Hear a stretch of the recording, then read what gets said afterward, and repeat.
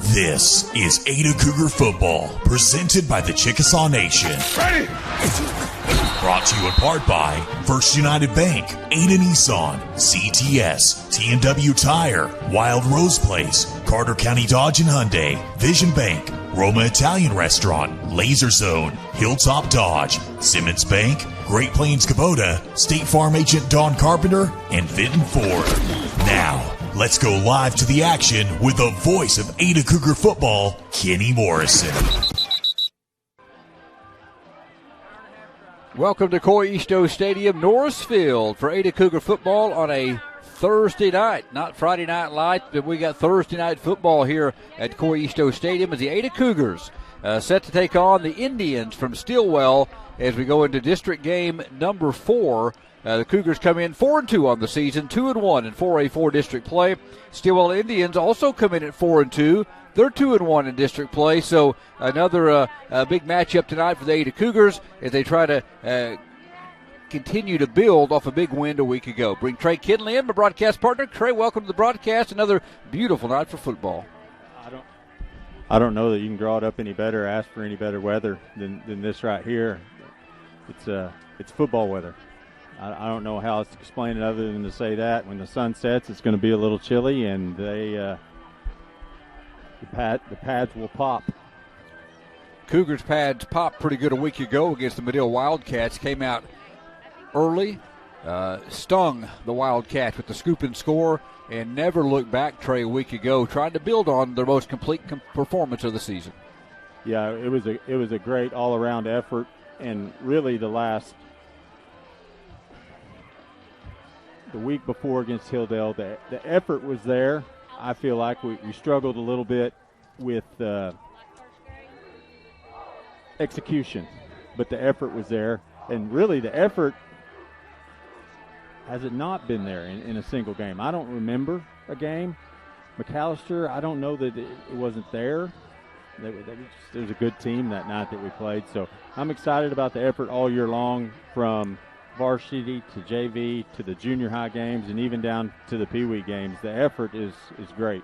Cougars need a good effort tonight. Stillwell, 2-7 a year ago, have already doubled their win total from last year. Last 2 weeks, they beat Salisaw 30-20, put 52 on the board in a 52-33 win against winless Fort Gibson a week ago. So it's the Cougars playing a team with equal in wins. Probably in competition, though, the Cougars have kind of played the more superior teams to date.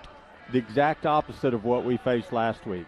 Medill started out 0-2, but they played Podo, Broken Bow.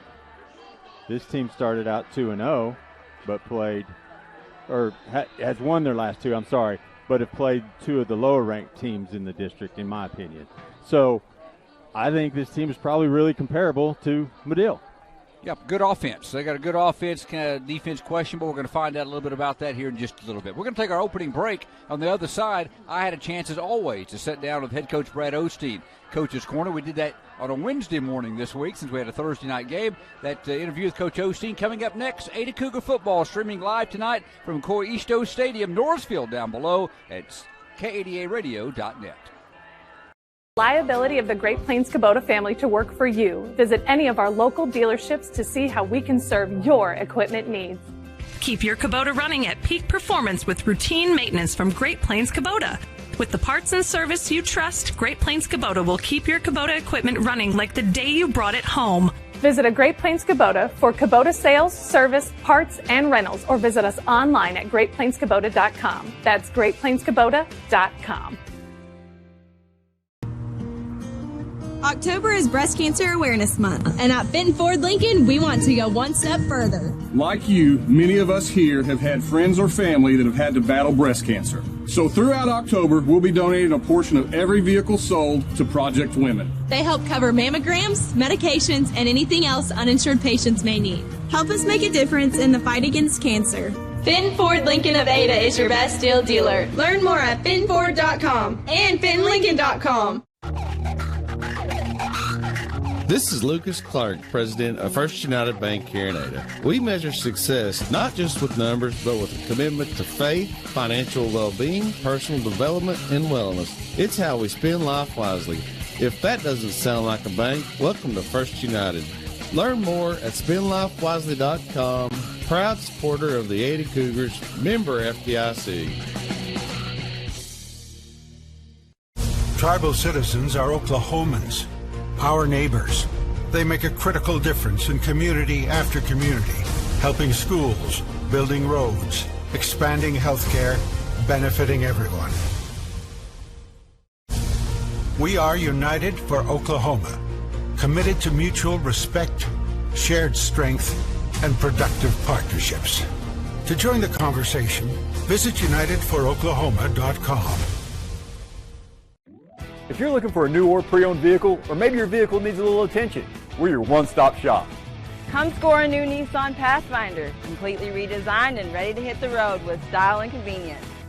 And don't get penalized with high gas prices. The Nissan Altima will get you over 600 miles per tank. And the MVP of the lineup, the new Nissan Rogue, with best-in-class fuel economy and tech. We are a proud supporter of the Ada Cougar Athletic Department, and we'd like to wish all of you a great season. Go Cougs! I was surprised. I was definitely surprised. Yep, we had no idea. Totally surprised. Can you say jaw drop? Who knew? State Farm with these great rates? The surprise everyone's talking about is the surprisingly great rates for home and auto insurance from State Farm, especially when you combine them. When you want the real deal, call State Farm agent Don Carpenter, your State Farm agent in Ada for over 44 years today. Ada High School Sports is presented by the Chickasaw Nation. Welcome back to Cougar football from Coyisto Stadium for the second consecutive week. What a thrill to be home again on a short work week for the Ada Cougars. Coach's Corner, head coach Brad Osteen. Coach, as always, it's my pleasure, and welcome to the broadcast. Thank you. It's good coming in here after a win. It is. And then we get to be home again, so that's a good thing. Yeah, it's just kind of being, you just get ready knowing you're going to be in front of the home crowd on Friday night. Cougars coming off a big win. Cougars now 4-2 on the season, 2-1 in 4A4 district play. And, Coach, looking back, as we try to do to begin, maybe it might get your opinion. Yours matters a lot more than mine. Most complete game of the season. I kind of look back at that game, watched some replays and watched some of the broadcasts. Complimentary football in all three phases. Yeah, I thought we'd come out and played as a complete game as we played all year, in all three phases, like you're saying. Just really proud of our kids for responding, really proud of our effort, proud of our physicalness, getting turnovers, taking care of the football, and then just putting the football where it needs to be. And so just really, really proud of our kids from Friday night. Talk about you had the special teams turnover on the pooch, another kickoff return called back that would have been a touchdown there, but 479 yards of Cougar offense. Yes, sir. And you hold Medill to 16 points below their season average defensively. Yeah. We, had a kickoff return. DeMontres had 3, had a punt return, a kickoff and 2 kickoff returns called back. So it's just, that from that standpoint is frustrating. We've got to be a smarter ball club. The one against Hilldale, obviously, we've talked about that before, but he'll get one before it's all said and done. But just really, really proud. Defensively, they took the football, and so when they took the football starting the game, for us to go out and cause a turnover, hustling to the football, balls on the ground, and we get a scoop and score. And we talk about those things all the time. Run to the football. Good things are going to happen when you get there.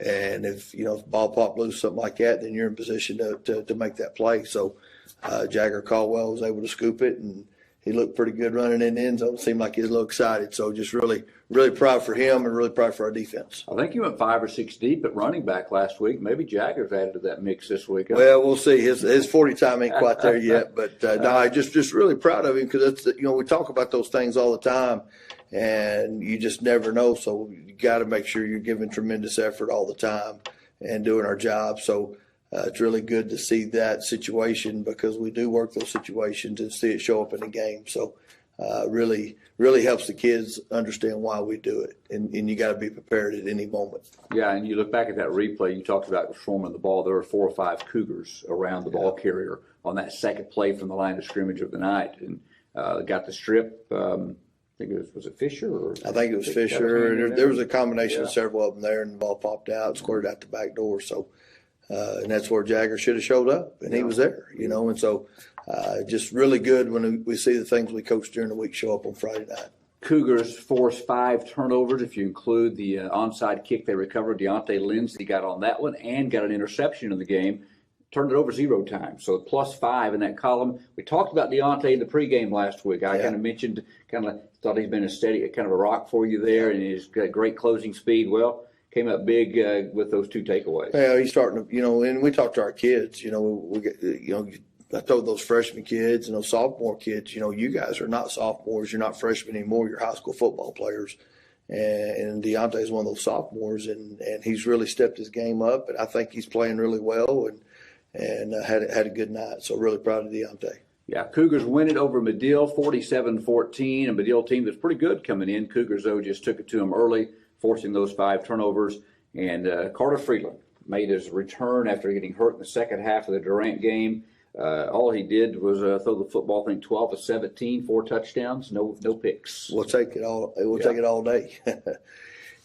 Carter. What people don't realize is after he got injured, he went to work and rehabbed and did a lot of things extra to get that knee back and ready to go. So just really proud of just his determination of getting back and helping his football team. So, and then to come out and play like that, it was pretty cool, to watch it all unfold, because it was questionable whether he was going to play or how much he was going to play. And we kept a close eye on him during practice, and he practiced well last week. So there was no doubt in my mind that he was ready to roll. And so just to kind of see his hard work pay off, it's that, to me, that part of the game is fun, is watching those kids work and develop, and it just means so much to them. And for him to come back and play well like that was well-deserved. Senior Carter Freeland, by the way, here in just a few minutes in the pregame show, had a chance to sit down with Carter Freeland. You're going to see that interview here in just a few minutes as our pregame show continues. Let's turn our attention to your opponent, Coach. The Stillwell Indians, 2-7 a year ago, 4-2, and 2-1 in district play. Pretty balanced team coming in.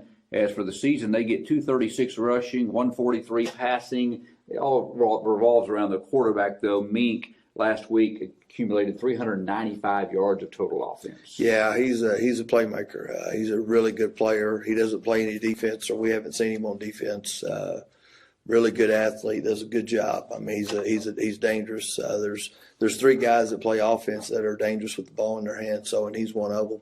And he touches it every time, so we got to be on our game defensively. When you look at their offense, you look at Meek, since he accumulates in so many of their yards, the ball in his hands so much, is it one of those defensive strategies where, like last week you had 2 down linemen and had an extra star in the game there for a while, and it's mixed up to, is it something where you have a spy on him? Someone's always responsible for the quarterback tonight? We have certain situations that we get in, depending on their personnel. We do have somebody spying him.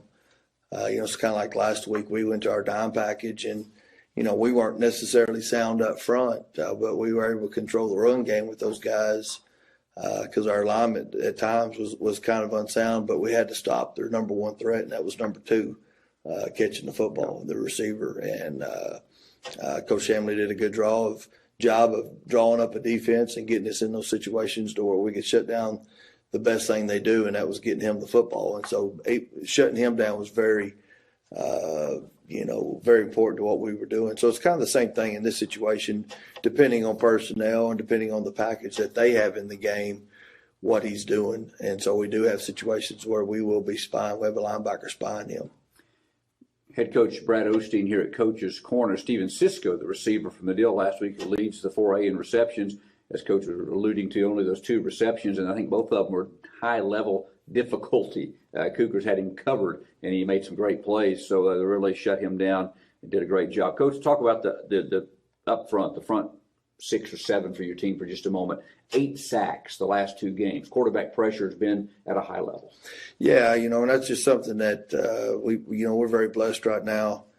We have a pretty steady rotation of those guys, but Coach Gallagher, Coach Powell, Coach Pettigrew, those guys are helping with those guys, and we're able to spend a lot of one-on-one time with those guys and really, really pushing ourselves to be very active on defense. So it's really paying off, because the things like we talk to our kids all the time. We want to see the things we work in practice show up on Friday night or show up in our team settings, and the kids have really bought into that and seeing it and doing their jobs, and then just playing with great effort. That's the thing that we really pushed last week because we were disappointed in our effort against Hildale, and that's unacceptable. So the kids responded in the correct way, and really proud of our front guys, but it also helps when those guys in the back end are covering well, and not giving the quarterback somewhere to go with the ball quick.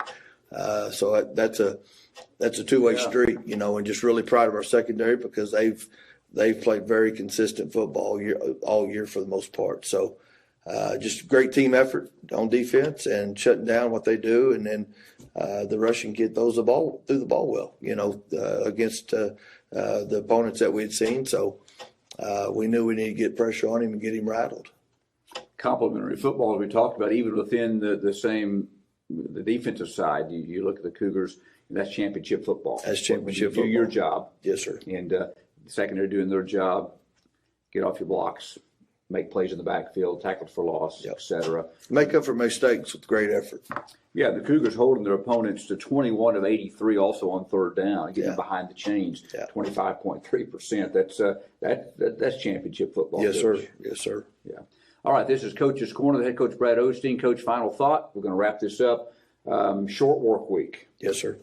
Back-to-back Thursday games. We have regular time this next week, but it's going to be different days. You have to do things. But this week, how do you mentally get ready with the kids on a short work week? Well, we're trying to stay healthy, so we've really backed off our physicalness in going against bags and team settings, but we've done individual situations to where we're really physical and getting after it, where you just don't want to lose a kid on a leg whip or get a leg rolled up on and things like that. So, shortening the segments and then just making sure we hit all the faces of the special teams throughout the week. And then we'll have our shorter practice, probably about a 35-minute kind of walk through tomorrow, 7th hour, before we go into the game tomorrow night.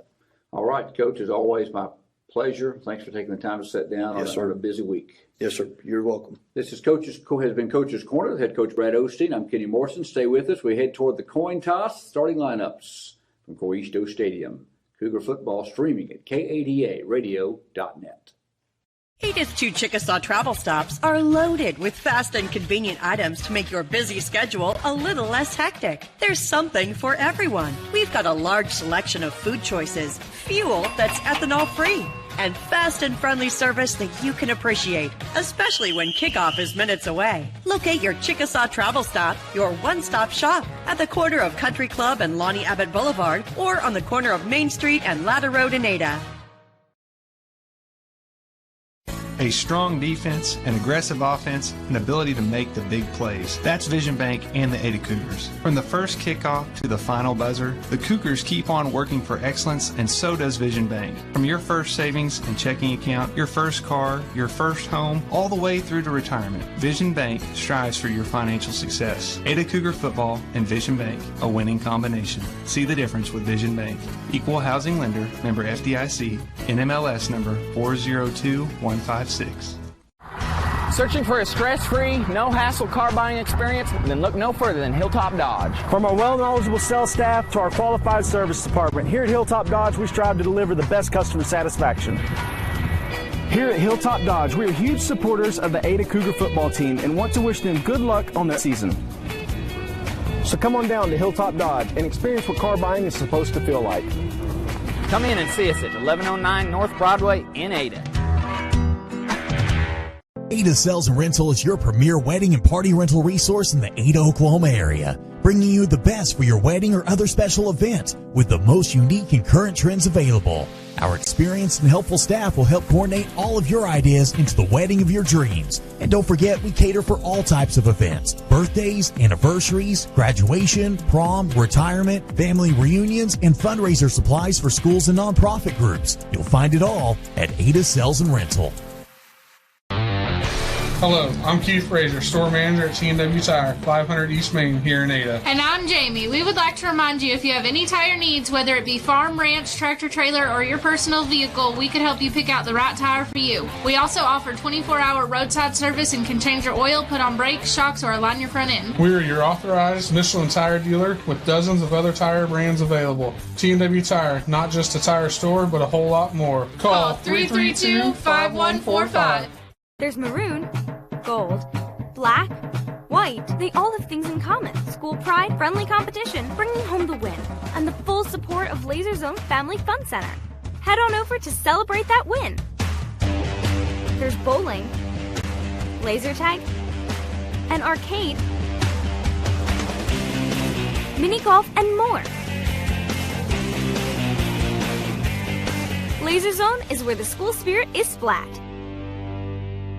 Ada High School Sports is presented by the Chickasaw Nation.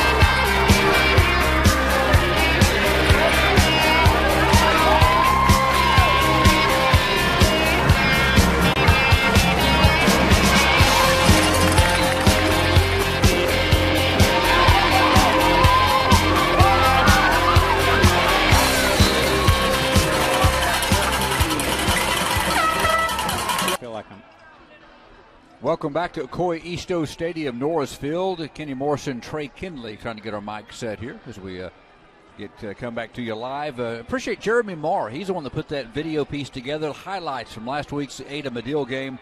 Great win for Ada, 47-14. The offense was in hitting in high gear last week. So was the defense and special team. Talked to Coach in the pregame show. One of the first questions I asked him was about complementary football, maybe the best of the season. They all three phases really complemented each other well in that win. Now, Stillwell, Trey, coming into this game, we talked about them being 4-2. They get offensively 376.9 yards per game. Last week they had 562 total yards, 372 passing, rushing, 190 passing. Their quarterback, Kanan Meek, amassed 395 of those. He's going to be a key figure for the Cougar defense tonight. Yeah, they're definitely going to have to keep an eye on him. Similar to against Hilldale.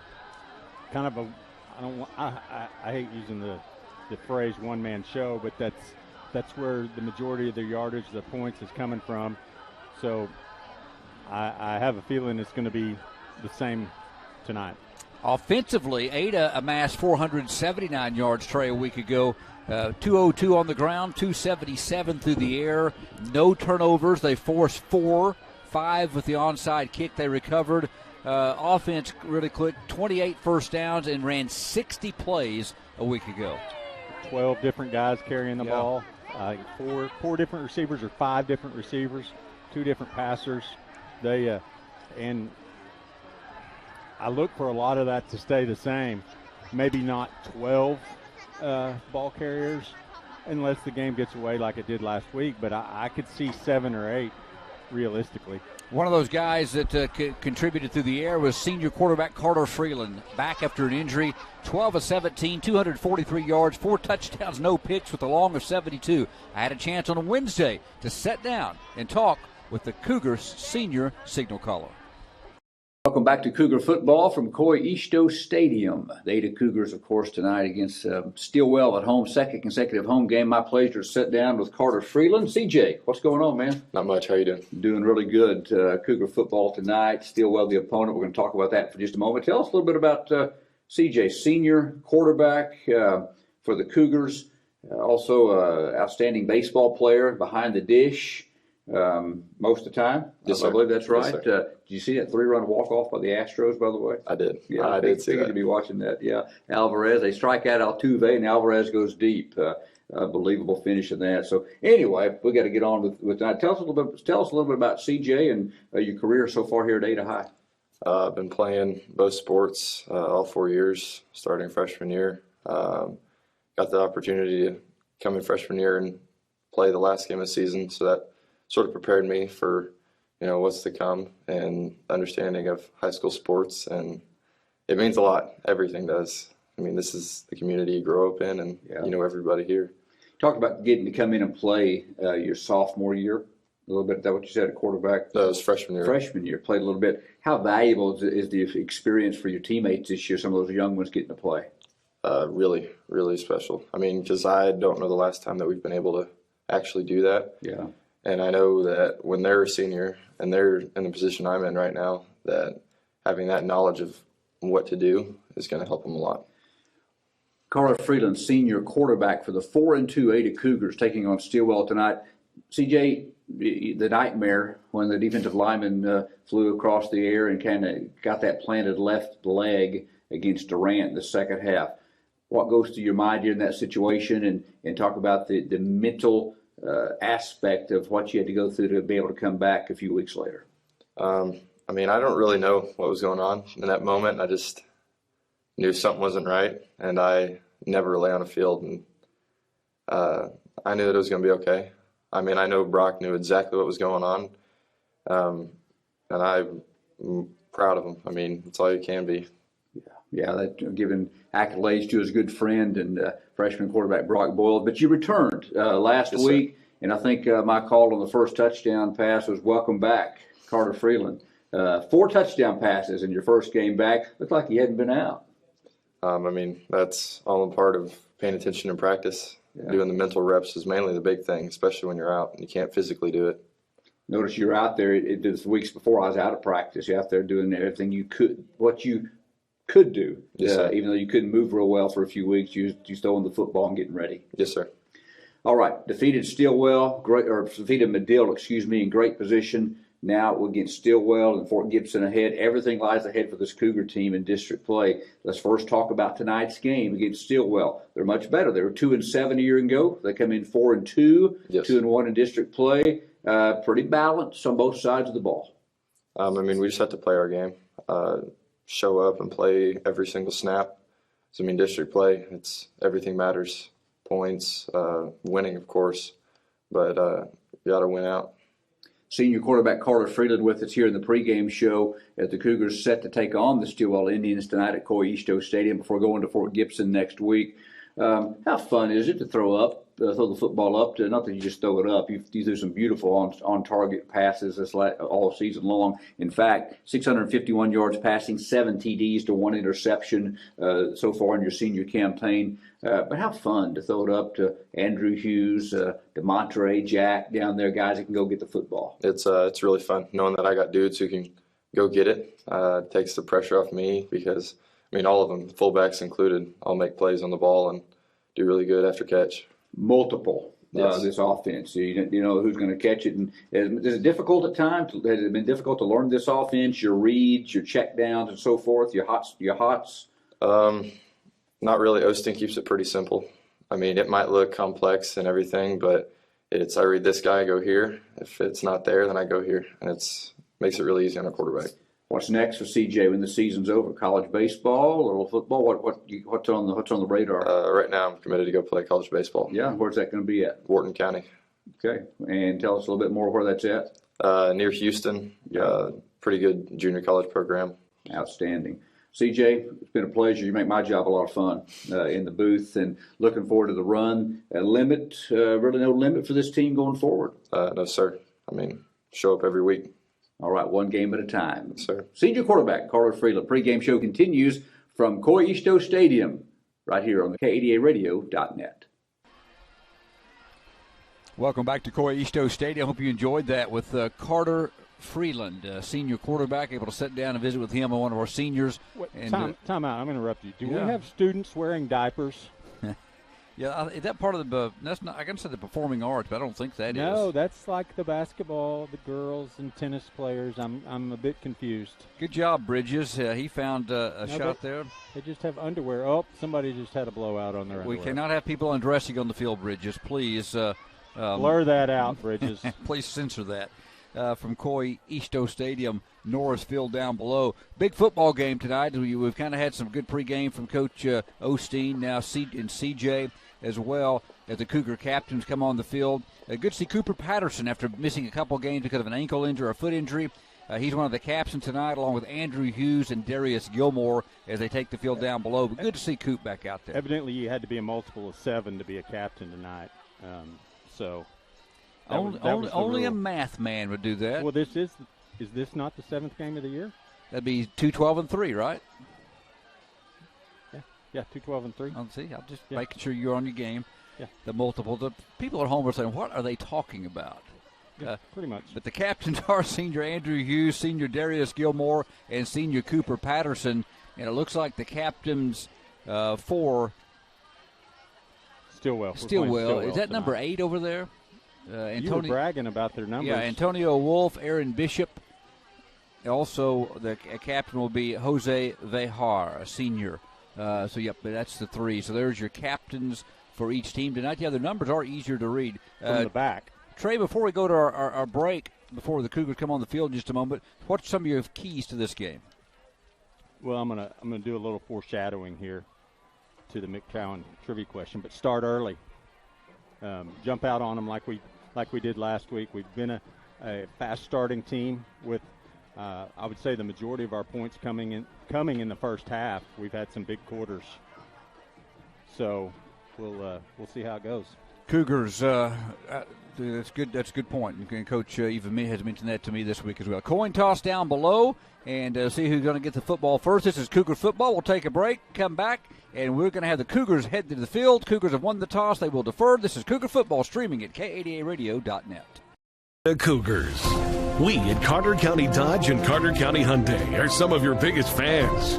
We know that you're not only excelling today on the fields, but in gyms, on stage, and in the classrooms. But you are also going to be tomorrow's great leaders. Embrace it and enjoy it. From your friends, neighbors, and automotive experts, Carter County Dodge and Carter County Hyundai in Ardmore. Remember, if it doesn't say Carter County, you paid too much.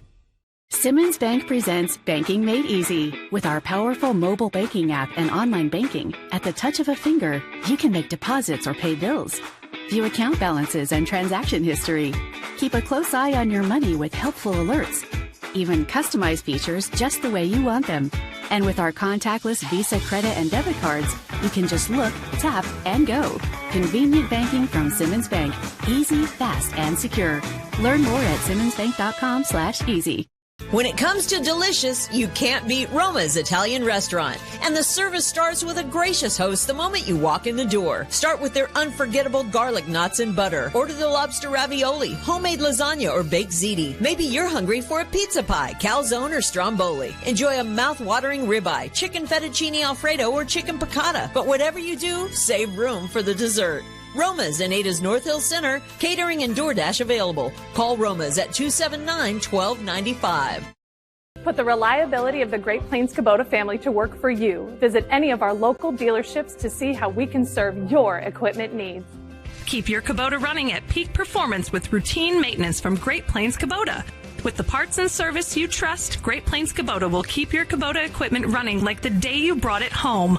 Visit a Great Plains Kubota for Kubota sales, service, parts, and rentals, or visit us online at GreatPlainsKubota.com. That's GreatPlainsKubota.com. October is Breast Cancer Awareness Month, and at Fenton Ford Lincoln, we want to go one step further. Like you, many of us here have had friends or family that have had to battle breast cancer. So throughout October, we'll be donating a portion of every vehicle sold to Project Women. They help cover mammograms, medications, and anything else uninsured patients may need. Help us make a difference in the fight against cancer. Fenton Ford Lincoln of Ada is your best deal dealer. Learn more at FentonFord.com and FentonLincoln.com. Ada Cougar Football, presented by the Chickasaw Nation, along with First United Bank, Ada Nissan, CTS, T&W Tire, Wild Rose Place, Carter County Dodge and Hyundai, Vision Bank, Roma Italian Restaurant, Laser Zone, Hilltop Dodge, Simmons Bank, Great Plains Kubota, State Farm Agent Don Carpenter, and Fenton Ford. Welcome back to Norris Field. Kenny Morrison, Trey Kinley, Jeremy Marr, Bridges Velarde on the camera. Cougar football. The 4-2 Cougars against the 4-2 Stillwell Indians. Both teams 2-1 in district play. Stillwell officially won the toss. They've elected to receive, and they will move from north to south as we start the action here as the Cougars get ready to take the field in just a moment. Stillwell set to run on the field first. Stillwell will be in their white uniforms, red numerals. Cougars in their maroon, white numerals. Block A on their helmets down below. And Trey, the Cougars trying to make the most of their home games. And a maroon cane, don't forget. Coach Powell. That's right, maroon cane for Coach. Good to see him just on with the cane down there after the hip surgery. Yeah, he's moving pretty good. It's not painful to watch him move. Appreciate Coach Powell's wife also letting him be here past 4:30. Cougar football brought to you in part by First United Bank, Chickasaw Nation, Ada Nissan, State Farm, Don Carpenter, CTS, Vision Bank, Hilltop Dodge, Wild Rose Place, T&W Tire, Laser Zone, Carter County Dodge, Hyundai, Simmons Bank, Roma Italian, and here come your Ada Cougars.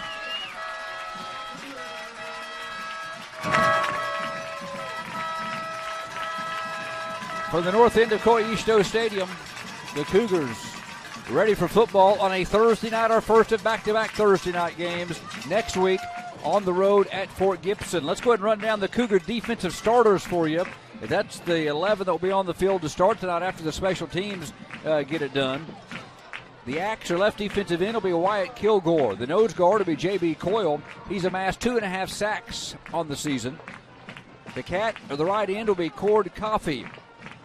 He has 2 sacks for a negative 21 this year. The linebackers, the star, the outside on the left side is Jack Morris. The middle is George Maddox and Fisher Marr. Maddox 6.5 tackles on the season on the average. And Fisher-Marr last week had 6 tackles on his own. Did a great job. He has averaged 6.7 tackles per game for the season. The outside linebacker on the right side, the Jackets, Caden Gallagher, really graded out well this last week on both sides of the ball, according to Coach Osteen. The left cornerback is DeMontre Patterson. The strong safeties, Andrew Hughes. The free safeties, Colton Carlock. And the right cornerback will be Deontay Lindsay. Head coach Brad Osteen. Cougars will kick it off. Caden Mitchell will put it on the tee at the 40-yard line, south end of Coyisto Stadium, right hash mark. And going deep will be Ethan, make it Cole Grimmett, a 5'11", 150 at number 7 if you're watching the live stream. He's on the left side, looks like in the middle. If we can get his back turned toward us, we'll get the deep man. Turn around. Looks like maybe number 11, Johnny Unger. And maybe Ethan Richards as well, number 1. Yep, either Richards. Yep, number 1, Ethan Richards, 5'7", 155, senior. Andrew Hughes, just beside the football, waits the approach from Caden Mitchell. And we're ready for football on a Thursday night inside 4A4 district play. High kick, angling left, 21-yard line. Dancing with the football at the 25 is Grimmett. Nowhere to go, drug down. Carlock and Jake Bohannon. Nice coverage. Special teams have done a great job, Trey, all season long. That time. The key to that's the kick. It was high, and, it still traveled down to around the 20. And it gives your coverage guys time to get down there. So Stillwell starts 1st and 10 at their own 27. And I've got to get a quick plug in because I just got a text. I know it's early, but I think first time this year. I've got 6 of them, grandchildren, and I've got a 6-year-old that loves it and is probably because of the color. Is watching and listening right color now. Commentary. So Eden I'll try Grace, to talk more tonight just for him. Well, Eden, tell Trey you can just take his place next week. First down for Stillwell, 1st and 10. Shotgun formation for the quarterback, Kanan Meek. He's a good one at 5'10", 165. Dual receivers left. Going to hand it off to Richards. Coming right. Cougars stuff him in the hole. Fisher-Marr. And also in for the Cougars will be Deontay. Lindsay did a good job getting off his block there and forcing the guy inside. This defense, as you know, it's proved out all season. We want our middle linebackers to make the tackles. They're the 2 leading tacklers, 6.7 and 6.5 or 6.7 and 6. We want to funnel to them. Only 1 for Richards, who averages 6.8 per tote, 547 yards rushing coming in. Trip receivers bunched to the left, hand off to Philpott up the middle, and only 1 more. The Cougars are good to the Cord Coffee. Right there, Coffee and Balthrop, as Trey Kinley said, to the 29 for the fullback Philpott, and the Cougars have him behind the change early. And Trey, that's always a good thing so far because opponents only 25.3%, 21 of 83 on 3rd down against the Cougar defense. Yeah, and Mink is definitely more comfortable running the ball. He's a capable thrower. I was talking to Brad Odom a minute ago, and he's certainly capable, but his bread and butter is the run.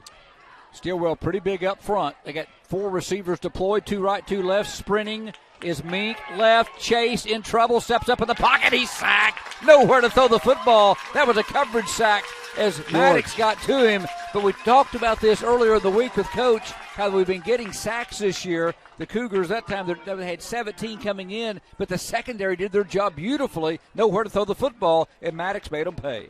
And obviously George gets credit for the sack there, but you got to mention Fisher and JB both made him uncomfortable and forced him out, and then he had to step forward right into George's waiting arms. Punting will be Kason Dowdy, a sophomore, waiting for the football at his 12-yard line. 45-yard line. Oh, I thought you meant Monty. Puts it in the air. It's going to hit in Stillwell territory, going to roll dead just about the 46-yard line. So 32 yards on the punt, no return. Cougars, great field position to start out. I don't know that you draw it up any better. Two running plays, you stop them for, a yard or 2 on each one and then get pressure, make him uncomfortable and get pressure with the sack. Ada offense, we'll get to it as we can here. We'll wait just a moment as the Cougars are going to come up to the line of scrimmage from their own 46. KK split out. They got 3 deployed, 2 right, 1 left, ball on the right hash mark. Gallagher in motion from right to left, now sets up on the left side. They go to Gilmore, runs left, ducks back inside and got near the 50. Now he did get the 50s. He keeps pushing the pile forward. A great job by Gilmore, and got the surge for 4. Heavy package coming out. Cord Coffee coming off the field, or at least coming over to get the play. We'll see. You got Andrew and Case and Cord all sitting there to run a play in. Case will bring it in.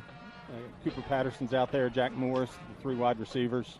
Big guys up front, left to right. Isaiah Hayden, Kel Fuller, Caden Bullthrop, Jagger Caldwell, McKeer, Sanusi.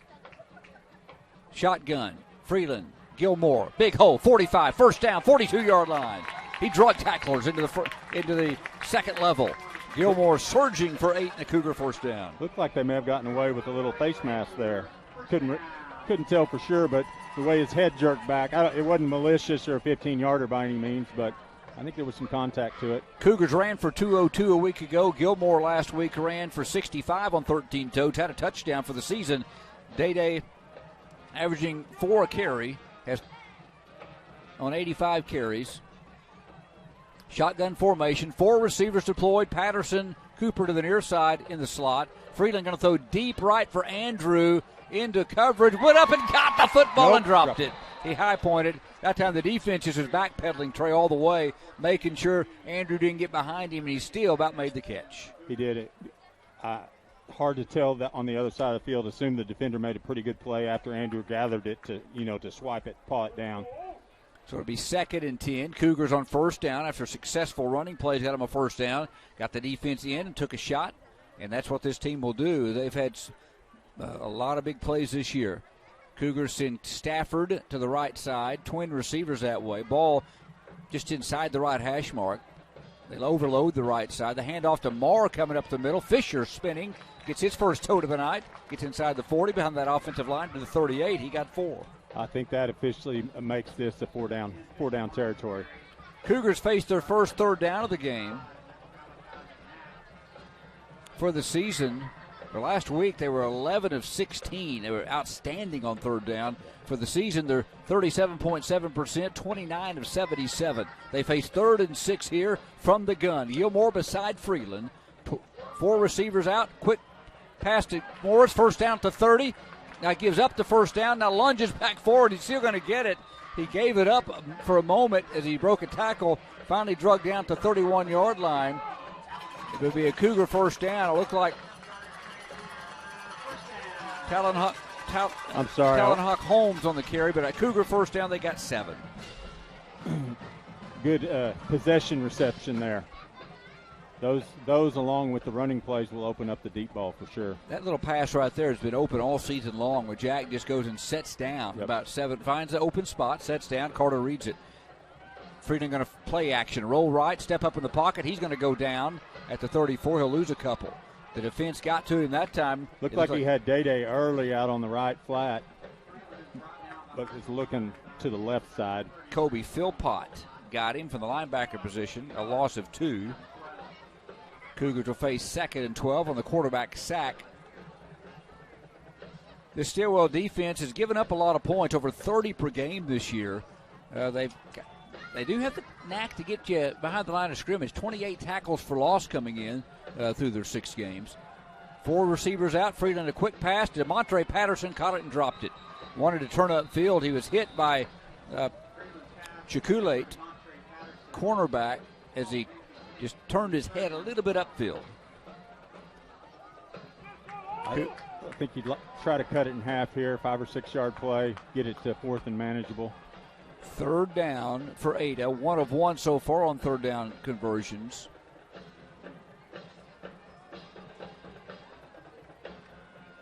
Cougars average 31.3 points per game, trying to score on their first drive. Freeland, play action.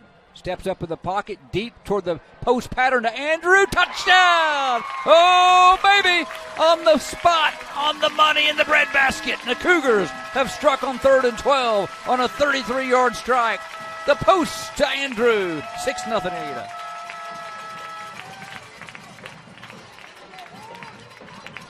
Just what the doctor ordered. On 3rd and 12, you use play action. You get one-on-one coverage out there again against Andrew Hughes. The safety bites up, and Andrews will look at that again. But, man, You're just asking for disaster, and we like it when you leave Andrew in that one-on-one. Caden Mitchell, the extra point. He buries it, as he's done all season long. 6:45 to play opening quarter. Ada strikes first, leading 7-zip against Stillwell. We're back after this timeout. You're listening and watching the Cougars live at KADARadio.net. Sales and Rental is your premier wedding and party rental resource in the Ada, Oklahoma area, bringing you the best for your wedding or other special event with the most unique and current trends available. Our experienced and helpful staff will help coordinate all of your ideas into the wedding of your dreams. And don't forget, we cater for all types of events: birthdays, anniversaries, graduation, prom, retirement, family reunions, and fundraiser supplies for schools and nonprofit groups. You'll find it all at Ada Sales and Rental. 8 plays, 54 yards, 3 minutes, 8 seconds. They convert 2 third down conversions and 2 tries. And Trey, the last one, a beauty, post pattern to Andrew Hughes. And Carter Freeland delivers it on target and on time. His 8th touchdown pass of the year. Andrew Hughes hauls in his 10th TD receiving. Yeah, and I did mention this last week, but he's now second all-time in the receiving category past I think it was Bruce Sutton who he passed to move up to number 2. We'll get a chance to look at that replay later on in this game. But, again, 3rd and 12, you play action and you get one-on-one coverage out there. High, deep kick, 25-yard line, fair caught by Lucas Stanley over here on the right side. So Caden Mitchell, again, does his job successfully, pinning him at the 25 with no return. No, it's another great kick by Meathead. He's gotten, last year those were landing about the 30, 35, and a little flatter. And you can tell he's been in the weight room and really put in some time and effort improving his kicking ability, because not only are they going further, but they're going higher too. Stillwell 3 and out on their first possession. The Ada defense allowing just over 17 points per game this year. Held a potent Medill offense to 14 a week ago, who was averaging over 30. 4 receivers deployed. A man in motion is Richards. They get it on the jet sweep, and he is met by Kilgore inside the 20. Kilgore almost took the handoff, Trey, as they get Richards on the jet sweep at the 19 for a loss of 6. I was talking to Brad Odom, like I mentioned earlier. He said, watch where 33 is lined up. If he's lined up in the wing position, we are going his way, or he is going to get the ball going the other way. And if he's in the backfield, basically he tells what they're doing. Philpott. Probably quarterback draw to the right, or quarterback counter. Shotgun formation. Mink back to pass, steps up, throws in the flat, caught by Oren Shelley. Short gain to the 27. Deontay Lindsay and George Maddox finishes him off after a 7-yard pickup to Shelley. They're making an 8-yard pickup. It'll be 3rd down and 8. Officially mark at the 26. They're going to say a 7-yard pickup. 3rd and 9. 3rd and 9. So the Cougars got them right where they want them again, behind the chains. Giving them no success on first down. In fact, had a loss after the Wyatt Kilgore. J.D. Dugan in at safety this series for Andrew. That Wyatt Kilgore was he has 4 sacks this year. That wasn't a sack, but it was a tackle for loss. He's been in the backfield all season long. Rolling his Mink to his left, being chased by Fisher Marr. He's going to try to reverse his field. KK chasing him at the 5. He's hit. He's knocked out at the 1. KK and Kilgore. Kilgore, they gave him a favorable spot there. Kilgore lowered the boom on him after he spun around. They're going to give him forward progress to the 3, but that's still a 23-yard loss. Big play by the Cougar defense in the backfield. Evidently, Mink doesn't like to throw the ball away, which tells you he's very confident in his athletic ability and has obviously made some successful scrambles like that. You can see he's got moves, but when we've got 4 guys there, there's only so far he can go. 3 and out again. They go backwards from their 25 to their 3. Punt formation. It is a flutter at the 20. Bounces into the Ada sidelines and out of bounds at the 26-yard line. Where the last play started. A 23-yard punt, no return. And how about Ada in great field position again? One play here, guys. That's what I always liked when Bob Stoops was at OU there in the beginning. It seems like anytime we got a turnover on the plus side of the field, we were going to try to score the next play. Let's see what they draw up at the 26-yard line. in Stillwell territory. Dawson Matthews in at right tackle. Cougar's been battling a little bit of sickness through the football team this week. Shotgun for Carter. Rides to Gilmore, throws it in the flat to KK, wide open, had a lot of green space, a little bit high, and KK couldn't pull it in. Isaiah Hayden really battling on out there with Dylan Kuhn, a big senior defensive lineman, 2nd and 10 as they tried to get KK in the flat. That one fell incomplete. Gallagher, pretty sure-handed receiver coming in, 7 receptions, 76 yards. 2nd and 10 for Ada. They send Case Stafford wide right, ball on the left hash mark. DeMontre Patterson and Caden Gallagher are the wings. Patterson in motion. Gilmore takes it up the middle, makes the first man miss, and gets to the second level. Probably and a flag comes in at the 20. As Gilmore did a great job shifting his feet, made the first man miss, turned a no-gainer into an 8-yard pickup, but a flag right at the point of contact. Looks like, as Trey said, in the area of holding. They're going to come to the Ada bench, and it may it's going to go against Stillwell. Face mask. Got that one. So Gilmore got from the 26 to the 19, a face mask. So it'll be a 7-yard pickup. A face mask will mark it down to the 13. It's interesting. They marked it off. So I guess they took the play away completely and just took half the distance from the previous spot. And marked it to the 13. Okay, so no officially, I guess nothing for Gilmore? Yeah, I'm not sure. Well, you know what it may have been? It may have been hands to the face. It may not have been on Darius. It could have been on a lineman, hands to the face.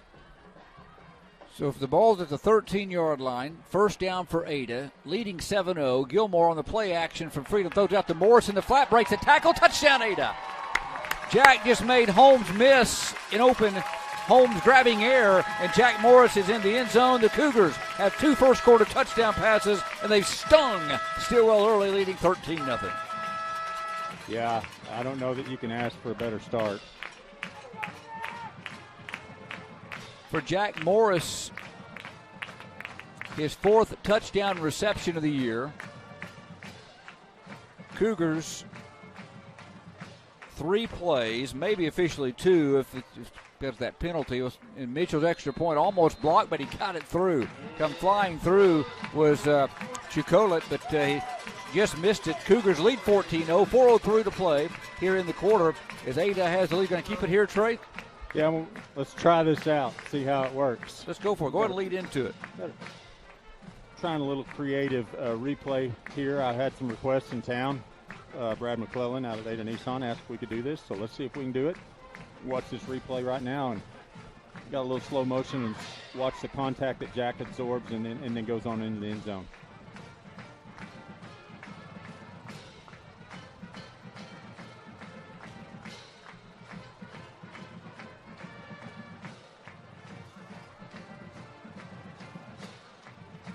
Good job there by Jack. That culminated, Trey, a 28-second drive. 26 yards, set up by that big sack by the Cougar defense. Kilgore and Gallagher and company chasing the quarterback a moment ago in the short punt, and a 14-0 Ada lead.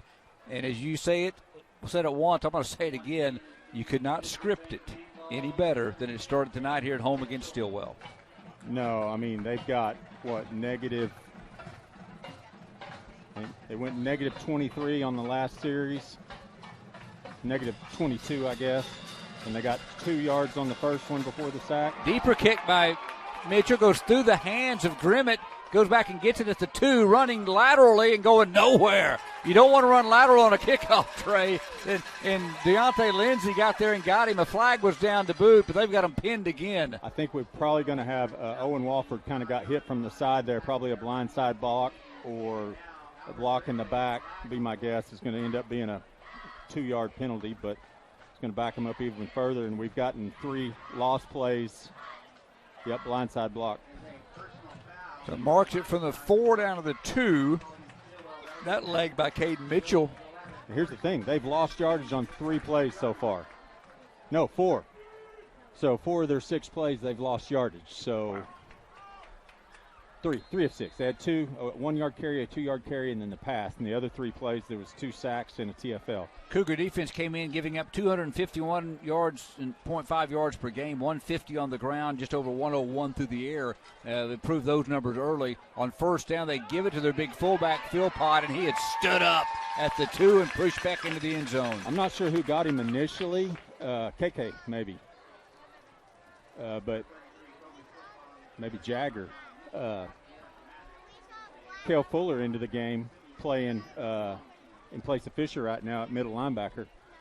Fisher been a little bit under the weather today, so I'm sure they're with a quick 14-point lead. It's a good time to get Cale some experience out there. J.D. Dugan in at the safety position. Shotgun formation to Mink, trying to pick his way into the secondary. The Cougars spy the quarterback with Caden Gallagher, who brings him down. Ankle tackle to 6. Might have gave him the, nope. Might have gave him the 7. He's brought down to 6. He's fleet-footed. He's fast and elusive, and Caden Gallagher, though, had a beat on him the whole way. Yeah, I asked Coach Shamley today at lunch if we see any type of special defense. He said, no, not really. And I said, well, we have a spy. And he said, there'll be some plays we just call out spy. I said, is there any particular guy? And he said, I've got 11. Just pick a number. So I can't tell you who's spying when they do it, but one of those 11 guys is. 3rd and 6, all-out blitz. They throw a quick screen. It's way incomplete. The Cougars got 4 guys because they were trying to set up a screen, but Mink could not get it off. He was being harassed by 4 Cougars in his end zone. 3 possessions, 3 3-and-outs. Cougars should get great field position again. And KK was actually in really good coverage there and went up. I couldn't tell if he got his hand on it, Jeremy, but he went up and tried to bat the ball down. But he was right there with the kid. There's a couple Stillwell Was that just players. 2 linemen there? Gotcha. Kason Dowdy will punt it from his own end zone. High kick. Patterson will have a chance this time for the 42. Fumbles it, picks it up, sprints right. 40. More a huge block.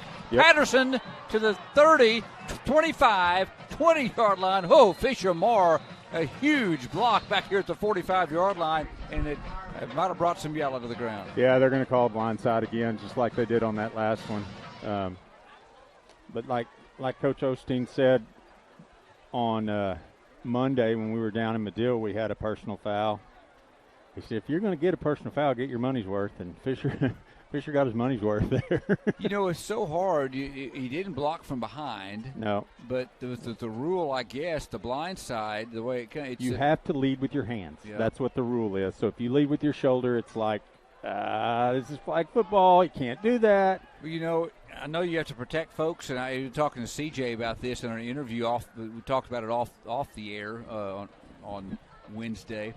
But you go back to the NFL game, the strip sack of Carr, and the Kansas City player just strips it, has the football, falls on Carr after he makes the sack, and they call roughing the passer. Well, they called one on Brady last. And the really interesting thing is go watch Jalen Hurts. Go see how hard he gets hit. Or Lamar Jackson. They're running quarterbacks, so they don't. It's a different set of rules if you're a pocket passer. Even if you're in the back, if you're behind the line of scrimmage, you're still a quarterback. And they're going to figure that out. Yeah.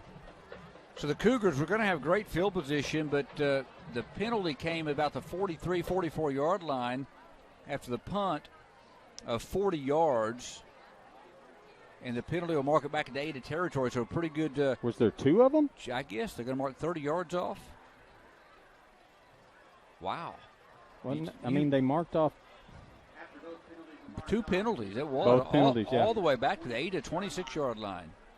I didn't see the other one. I apologize. So that's quite a change. So the punt came. The line of scrimmage was the 2. So they net 72 yards on that exchange after the punt. So Ada will take over 1st and 10. From left to right across for Stillwell, Corgan Gathari.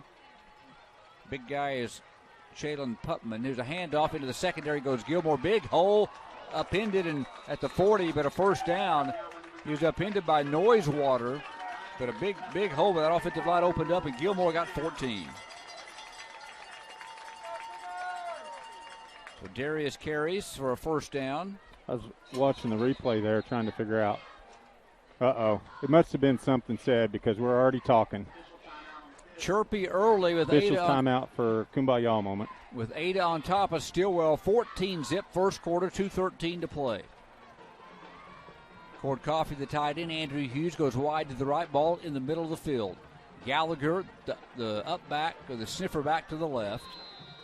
Freeland's going to go under center with twin setbacks. Take tailback, hands it off to Gilmore, coming left, weaving his way to the 45.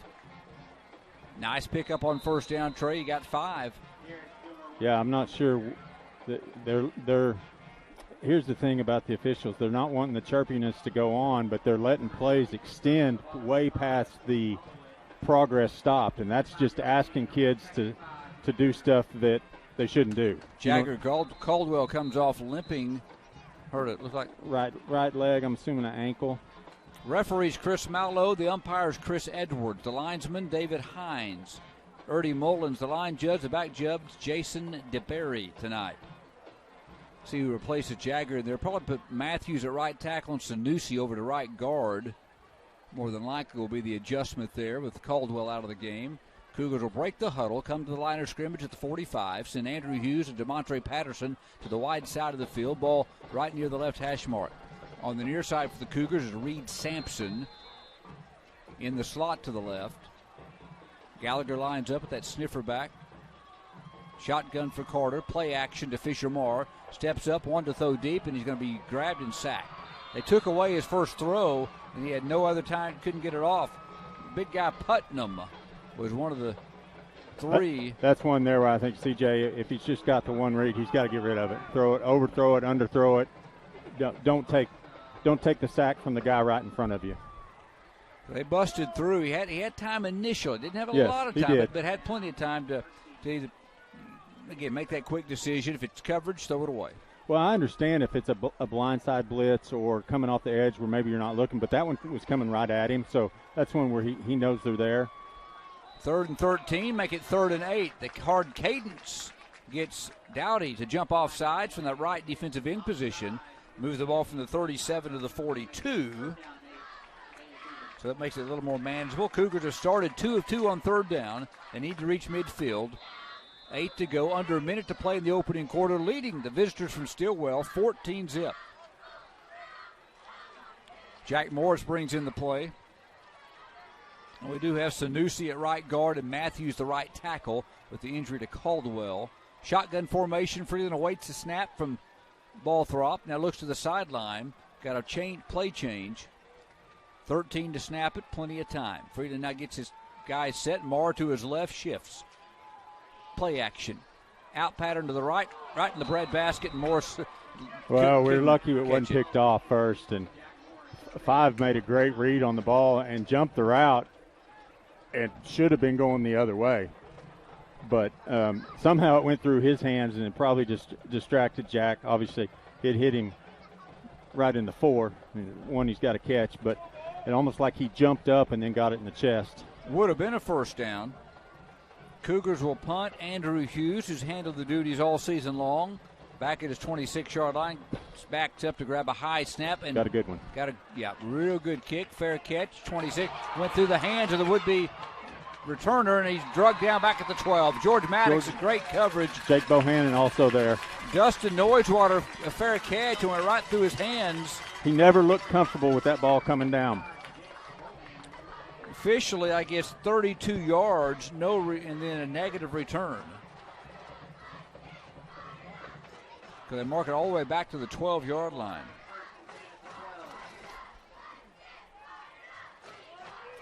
So Stillwell takes over at their 12-yard line with 29 seconds to play here in the first quarter. Dr. Curry and Dr. Brian Freeland down there looking at Jagger. Something with his right leg. Can't tell with the angle we've got. Kanan Meek hands it to Richards up the middle, and he's grabbed around the leg and brought down at the 15-yard line. Chase Bailey in the game came up from a safety position, did a nice job to grab Richards after a 4-yard pickup. They're going to mark him out to the 16. On that too. I have a feeling that's going to be the last play of the first quarter, but should be. We slide inside 5 seconds, and they're still in the huddle. That ends the quarter number 1. Big one for Ada. They lead the Stillwell Indians 14-zip after one quarter. You're listening and watching the Ada Cougars. Well, you got, go ahead. You got trivia. Yeah, I was going to go ahead and pop that up, if you don't mind. Yep. So, kind of mentioned it earlier how Ada's offense has started out really well in the first half, other than one game. And but let's talk about the defense. The Ada defense has been stingy this year, giving up only 17.7 points per game. How many first half touchdowns have they given up? Text your answer to Trey at 580-495-9099. So far, none in this game. Cougars 14, Stillwell zip after one. 4A4 district matchup tonight. Cougars looking to win their second straight. This is Cougar Football streaming live at KADARadio.net. Hello, I'm Keith Frazier, store manager at T&W Tire, 500 East Main here in Ada. And I'm Jamie. We would like to remind you, if you have any tire needs, whether it be farm, ranch, tractor trailer, or your personal vehicle, we can help you pick out the right tire for you. We also offer 24-hour roadside service and can change your oil, put on brakes, shocks, or align your front end. We are your authorized Michelin tire dealer with dozens of other tire brands available. T&W Tire, not just a tire store, but a whole lot more. Call 332-5145.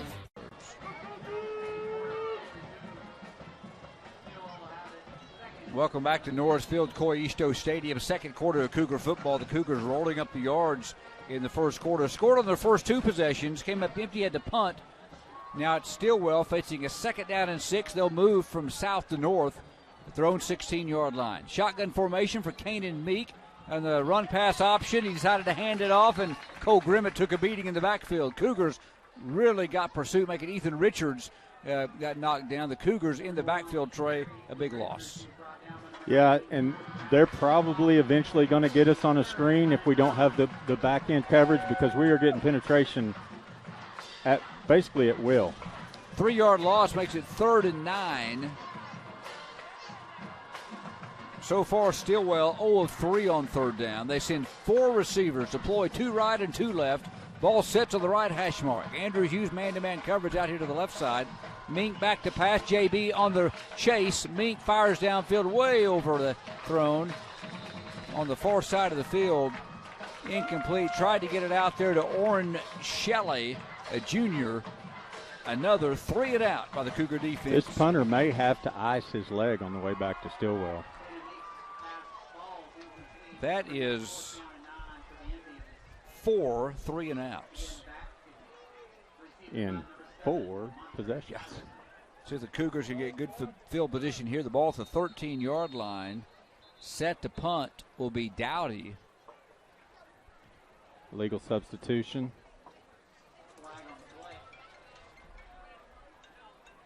J.D. Dugan in at a safety position for the Cougars. Chase Bailey comes out.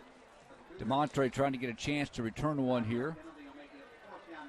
So legal substitution against the Cougars, moves it to the 18-yard line.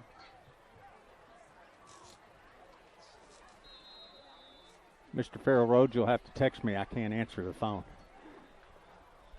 Dowdy gets the snap back, and he's going to run right because he's almost had his pump blocked and kicked it out of bounds. Who was that? George Maddox? No, it was Jake Bohannon. Was in the backfield in a hurry. And Dowdy had to kind of roll right, and he punted it straight up in the air, goes out of bounds at the 32. An official 14-yard punt and no return. Cougars starting plus territory one more time, but they really got pressure on the punter. Yeah, and they don't. It's really weird. Normally on a punt, it's Jeremy 15-yard snap, 12 to 15-yard snap. He's only about 8 to 10 yards deep. They might want to rethink that. The Cougars. I thought it. You know, I noticed it the first time on the end zone down here, and I thought it was weird, but maybe it was just because they were in the end zone. But it's been that way every time since. Kel Fuller in on the left side for Ada. It looks like, and Caldwell might be back in there as well. No, it's Sanusi. No, it's Sanusi. Yep. There's a handoff to Gilmore. I saw a 4. It was 34 Cord Coffee over there. Gilmore up the middle. Behind that Cougar offensive front, Kel Fuller, the left guard, Isaiah Hayden, the left tackle, Balther up the center. Then you got Sanusi, the right guard, and Matthews, the right tackle. Gilmore climbed inside the 30 to the 29 like for 3. Caldwell's going up to the locker room. I couldn't find him, and that's where he is. 2nd down and 7. The 29-yard line. Hughes comes wide right. the only receiver in formation. Ball on the left half. They pitch it, and dropping it is Gilmore, and it's loose. And it looked like Stillwell had it, and I think the Cougars got fortunate and got back on it. Yeah, I thought Darius had it and then squirted out, and then somebody was there in the backfield. See what Cougar gets up off the bottom there. One of the linemen? Nope, it's going to be George who's playing that sniffer back position. Good job by Maddox back at the 33. They lost 4, but they keep possession. Drive is still alive. And I assume, again, talked about this earlier on the plus 33. If we can get 5 or 6 here, you're going to go for it. It's 3rd and 11. Cougars so far in the game 2 of 3 on third downs, leading 14-0. 10-10 to play in the second quarter. 4 receivers deployed. Quick out, Andrew, 25, ducks, hurdles a man to the 21, first down, Ada. He ducked and got upended, but just flew forward to the 21. That's a dozen and a Cougar first down on a pitch and catch from Freeland to Hughes. So much for 4-down territory. Just go ahead and get it on 3rd there. Well, they just again found the soft spot again, Trey. And they're bailing quick at the corner and the safety position. So those underneath routes, after watching last week, maybe they said, hey, we're not going to get beat over the top, which just means we're going to get it open. Again, 4 receivers out. You got Caden Gallagher and Patterson Cooper in the slots left and right. There's a quick pass to Jack left side, catches it down to the 11. 10 more, another Cougar first down. They had twin receivers outside. Jack was the outside receiver. Patterson kind of cleared the grass, went to the end zone, and Morris came underneath and caught it for 10 and a Cougar first down. Hey, we already got a winner. And I wish that Brent was here to say this, but Jonah Ascension got it. 6 touchdowns the Cougar defense has given up in the first half this year. From the 11, play action, quick out. Gallagher catches it, good tackle. I counted just a minute ago, and I think I'll do it here in a second. 3 of those first half touchdowns are McAllister. So the other 5 teams have scored 3 touchdowns in the first half against the Cougars. They've been solid, I'm telling you. Chukalip made the tackle on Caden, who got a yard. It'll be 2nd and 9 from the 10. Cougars threatening again, leading Stillwell 14-0. Carter Freeland has Darius Gilmore to his left. Case Stafford, the lone receiver to the right, and the flag comes in. By comparison, the Cougars have scored 16 first half touchdowns. Illegal procedure against the Cougars, mark them back 5. I didn't see movement. I wonder if somebody lifted their hand and placed it back down, or Cougars came in averaging just over 9 penalties a game, just over 81 yards in penalty yardage. Last week they were better in that area. 5 for 50, I believe. 5 for 50, yep. They move it back to the 15. Brings up 2nd down, double digits. They pitch to Gilmore. Good job by Gilmore Jack to the getting corner. in the way. Gilmore to the end zone, to the pylon, touchdown.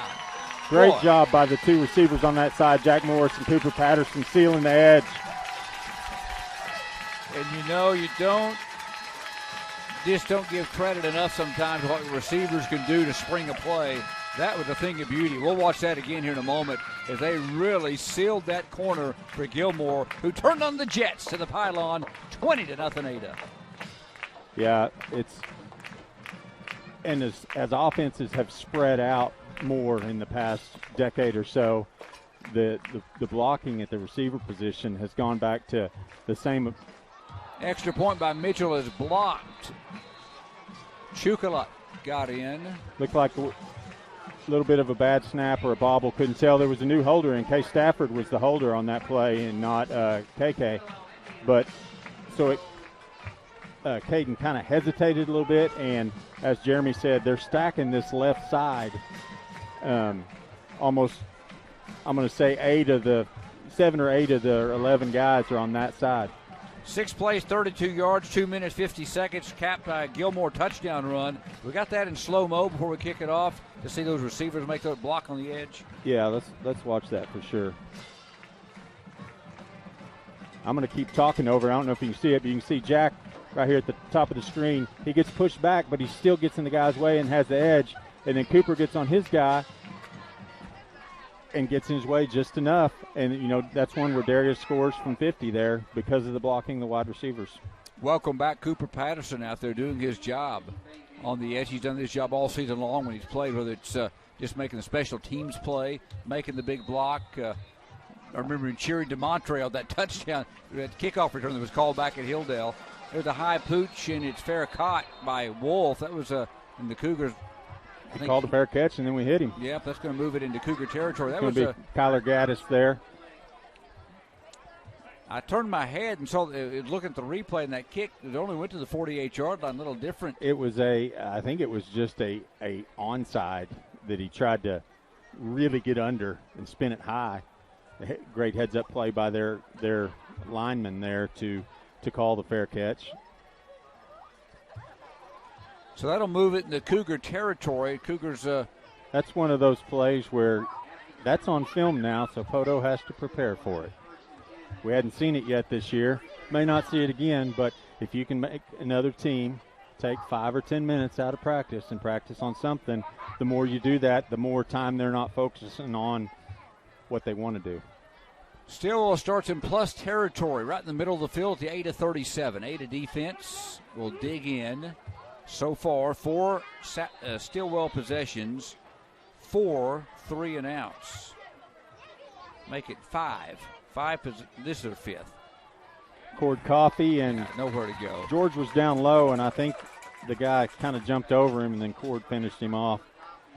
Got Reed Sampson in at the star over on the left side, and I say that.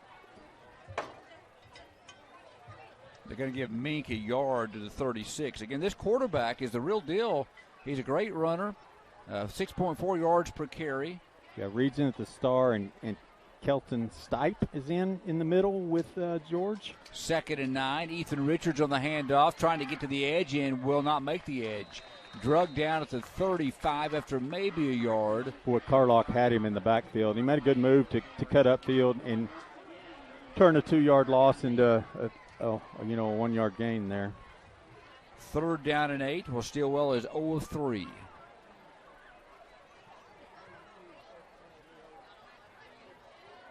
Deontay and DeMontre. Should say 0 of 4 because they've had 4 possessions and 4 3 and outs.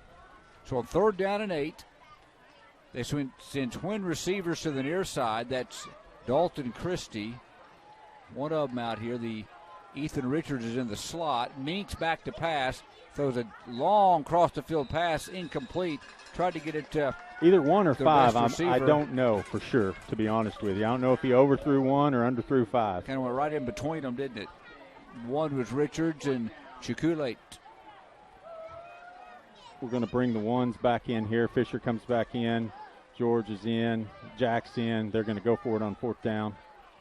And this may be a situation where you've worked your ones against certain situations and certain plays all week, and so you're going to bring them in these situations because the backups maybe not necessarily worked against this set. 4th and 8. Opponents 8 of 12 on 4th down this year against the Cougars. Mink steps up in the pocket, throws deep toward the end zone. Going to have a Cougar penalty. Nope. No contact. I thought they might get a little face guard for a moment. Really good coverage. It's not a penalty, remember? Colton Carlock got his hand. We talked about that in the pregame. Yeah, it's not a penalty. So used to different. Now, if he would have run into him, it would have been a pass interference. But you can face guard in high school football. You just can't make contact. You don't have to turn your head around, but if you make contact without turning your head around, it's going to be an automatic 15-yarder. Colton Carlock did a tremendous job. Just you could tell his hands up. He got close. He did, but close enough to make him uncomfortable. So a 4th down, so that's a 5th 3 and out. Cougars take over at their own 35-yard line. Their jet sweep to DeMontre, looking for it, 40, 45, 50. One man to beat, 45, 40, and you might say see you later. Boundary, 20, 15, 10, 5, went out of bounds. Oh, my. DeMontre stiff in the end zone. It goes out of bounds to the 15, a 50-yard jaunt. And it counts. There's no, what's it called, fabric on the field. Yeah. That play was a jet sweep right. He goes out of bounds. He ran about 75 or 80 yards. Down the left boundary at the 15. Got some great blocking on the edge up front. Some downfield blocking by the Cougars as well. DeMontre Patterson, a big run. 8 of 1st down from the 15. Stillwell territory. They rush to the line of scrimmage. Under center is Freeland. Pitch Gilmore. Good block by Gallagher. Gilmore headed to the end zone at the 5. Ducks his shoulder. Leaps. Yep. Touchdown Cougars! Gilmore to the pylon. Congratulated by Jack Morris and teammates. But Caden Gallagher sprung the play on the right edge, and Gilmore finds the end zone. That's a great finish there by Darius. He wasn't going to be denied. But like you said, it is definitely a team effort. Darius had a great run, but it takes 11 guys executing, and that's what you get. The 6:26 mark. How about a 23-second try for Ada? See if they can sure up the blocking on this extra point. They overload the left side again, but this time Mitchell a quicker approach off the hold of Case Stafford, and Ada dominating the Stillwell Indians 27-0. 6:26 to play. First half. This is Cougar football streaming at K80ARadio.net. Maroon, gold, black, white, they all have things in common. School pride, friendly competition, bringing home the win, and the full support of Laser Zone Family Fun Center. Head on over to celebrate that win. There's bowling, laser tag, an arcade, mini golf, and more. Laser Zone is where the school spirit is splat. 71 yards rushing for Darius Gilmore. That just had a 15-yard touchdown run. And Trey, the extra point makes it 27-0. But, boy, the Cougars, the last almost 6 quarters have looked really good. I mean, the little things, the downfield blocking by the wide receivers. That time, Caden Gallagher springing Gilmore. And then Gilmore, he got north and south. And he got to the pylon. And the wide receivers, we've talked about their blocking, but the offensive line has done a great job tonight, too. I can think of one play where they had penetration in the backfield and Darius made somebody miss. But other than that, the holes have been there the whole time. Mitchell, a good deep kick inside the 10. Richards at the 8. Coming forward, 15, stops, nowhere to go. Bailey turned him back inside, and the Cougars got him at the 21. How about that kick? He had that one from the 40, 52 yards in the air inside the 8-yard line. You know, they let him do that one time last week, and I asked him, he said, Shamley said, just kick it as far as you can. And he did a good job there, and we had good coverage. Karan Richardson was the initial man down there and made the guy cut back this way. So another Stillwell possession. They've ran a total of 16 plays in 5 possessions, 4 3-and-outs, 1 4-and-out. Negative yardage. Play action. Almost. George Maddox jumped in front. They tried a slant pass pattern to Richards, and Maddox jumped right in for make it Chikulate that it was intended for, and George jumped that one, Trey, and almost had a pick six. That's why George is a blocking back on offense. No, I'm just kidding. But I will say this, Reed was in really good position there, and I don't know that the kid makes the catch even if George doesn't get it because Reed's reaching over to knock the ball down, did a great job. Philpott in the slot to the left. Shelley comes. You know, Reed started the year playing safety, and now he's playing that star linebacker, safety / linebacker position because the depth there with Darius's injury and Xander's injury. Play action, Mink drops it, picks it up, and goes right back down. And boy, once he dropped the ball, J.B. Coral ate his lunch. 3.5. Back to the 16-yard line. They lose 5 on the loss. He bobbled a snap, and once he bobbled, it was all over, Trey. J.B. Coral's quickness sprinted to the quarterback and brought him down. Again, this Mink kid. How many yards do you have last week? 395 all-purpose yards a week ago. 3rd and 15. He did that against Fort Gibson, which is Ada's opponent next week. Back there to pass Mink. There's the screen for Richards. Good job by Sun Eagle. That's 15, a hold. 20. Maddox catches up along with J.D. Dugan. So they had the perfect call, and they still only got 8 yards. They move it up to the 24-yard line up for 8. So that's good. That's good defense. Yes, it is.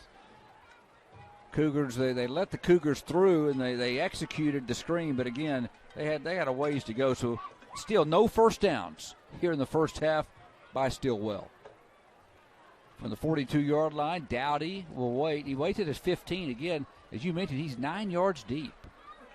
It takes the snap, gets this one off. It's deep, but it may be returnable. Patterson, 43. Straight ahead, 50. Plants, cuts, comes to the right side, 45 to the 40. Going to be ushered out of bounds at the 37-yard line. Got a good return. I tell you, he did a really good job there with Case Stafford. He was on this block really early, and so he was locked up with the kid. Monty cuts outside, and the kid tries to go to tackle him, and Case did a good job of releasing, because if he would have held on anymore, it's a hold, and it's coming back, 10 yards from that spot. So he held the guy, not as in holding, but held his block as long as he could without getting the penalty. 39-yard punt, 24 on the return by Patterson to the 37 in Stillwell territory. 4:34 to play. Second quarter. Cougars quickly to the line of scrimmage, deploy 3. Frieden straight back, shuffles left, deep toward the end zone, underthrown, but Andrew went back to get it, got interfered with. That's great eyes by Andrew. The ball was underthrown, but Andrew had his head on a swivel. The defensive back, Noisewater, was just running toward the goal line, and once he saw Andrew turn and cut inside, he turned, bumped Andrew, and route to the football. Cougars will have a first down by penalty. Yeah, that's one of the easiest pass interference calls you're ever going to see. There's no judgment there. There's no maybe not. That was the definition. We'll move it down to the 22-yard line on the pass interference. So the Cougars taking their shot on first down, leading 27-zip, 4:27 to play. Second quarter, second consecutive home game. Next week, finally back out on the road, and it's Fort Gibson on a Thursday night. 22-yard line in Indian territory. Shotgun, Carter hands to Gilmore, adds to his 71 yards, hurdles a man, and gets inside the 20 to the 19. Hunter Miller, 5'11", 195 linebacker, got him at the 19-yard line. 3 more for Gilmore. I got a note that said the replay was great, but I gave it to the wrong brother. It was Brandon McClellan, not Brad McClellan. So sorry, Brandon. On your trivia? No, he was the one that asked if we could do replay in-game. Gotcha. They stack receivers to the right. That's Hughes and DeMontre. They play action and throw left to Morris at the 10. Stood up, but a first down. Like I said, with those safeties and corners bailing, that 5 to 10 yard play is going to be there literally all night long. Dalton Christie, I think, got Jack over there at the 10, but that's 9 more yards. And when this Cougar team's healthy, when they're in rhythm, they are hard to defend. Multiple weapons. Yeah, that's what's funny. They're not really that healthy. They've had a stomach bug going on this week, and they're sore. They're banged up for sure. But I have got Cooper Patterson, Darius Gilmore, and CJ. Yeah, they've got everybody suited up. Second, first down, the handoff to Gilmore, cuts left, Another back inside, stopped on a dime to the end Yeah. zone. Is it number 3 in the half? Yes, sir. Oh, Gilmore put his foot on a dime, cut back up inside, got his shoulders square to the goal line, and the Cougars lead at 33-0. Third touchdown of the half by Gilmore. That one was Darius, because he really didn't have any blockers out that way other than the line and Cord Coffee, and he made some guys miss and then finished strong. We'll show that one again after this extra point by Caden Mitchell. Stafford on the hold. Mitchell splits the uprights. 3:18 to play here in the second quarter. Ada adds to their lead. Negative yards, I believe, by Stillwell here in the first half. No first downs. 34-0 Cougars. But Gilmore just struck for the third time, Trey, and again, that's going to look pretty in slow motion. And what a cut he made to get to the goal line. Yeah, he did it. He did a great job. He gets the handoff from CJ and immediately bounces out to the left side, and then he cuts here, and that guy's and then the strength on top of the agility is able to finish it off after making the 2 guys miss. 4 plays, 37 yards for Ada. 1 minute and 16 seconds. Caden Mitchell has made 4 or 5 extra points. He may have to ice as well. Little leg. Yeah. Yeah, coming in, Caden Mitchell has made 17 of 20. He's been solid. Couple blocked. He's 21 of 25 now in the season. And I believe there's 3 blocks. They let him kick it deep again. I like it. 15-yard line, far boundary, 20, 25, and hemmed in and now getting away at the 30 to the 35. Nice return on the far side. Looks like it was Cole Grimmett, number 7 over there in white. Had a nifty return up to the 33-yard line, 32-yard line for the market. So Stillwell shopping, looking for the first down. Got Jake Bohannon in the middle with Fisher on this series. Looks like maybe they're trying to get those middle guys some more experience. And I foresee that this week and next week, getting some experience for the backups. 7th possession by Stillwell. Nil on first down. Under 3 to play first half. Richards on the handoff. Gallagher's got him in the backfield, pushes him to the boundary, and he's slung out of bounds. Deontay Lindsay finishes him off, but Caden Gallagher from that linebacker position, Trey, just disrupted that play in a hurry. Richards could never get his shoulders turned.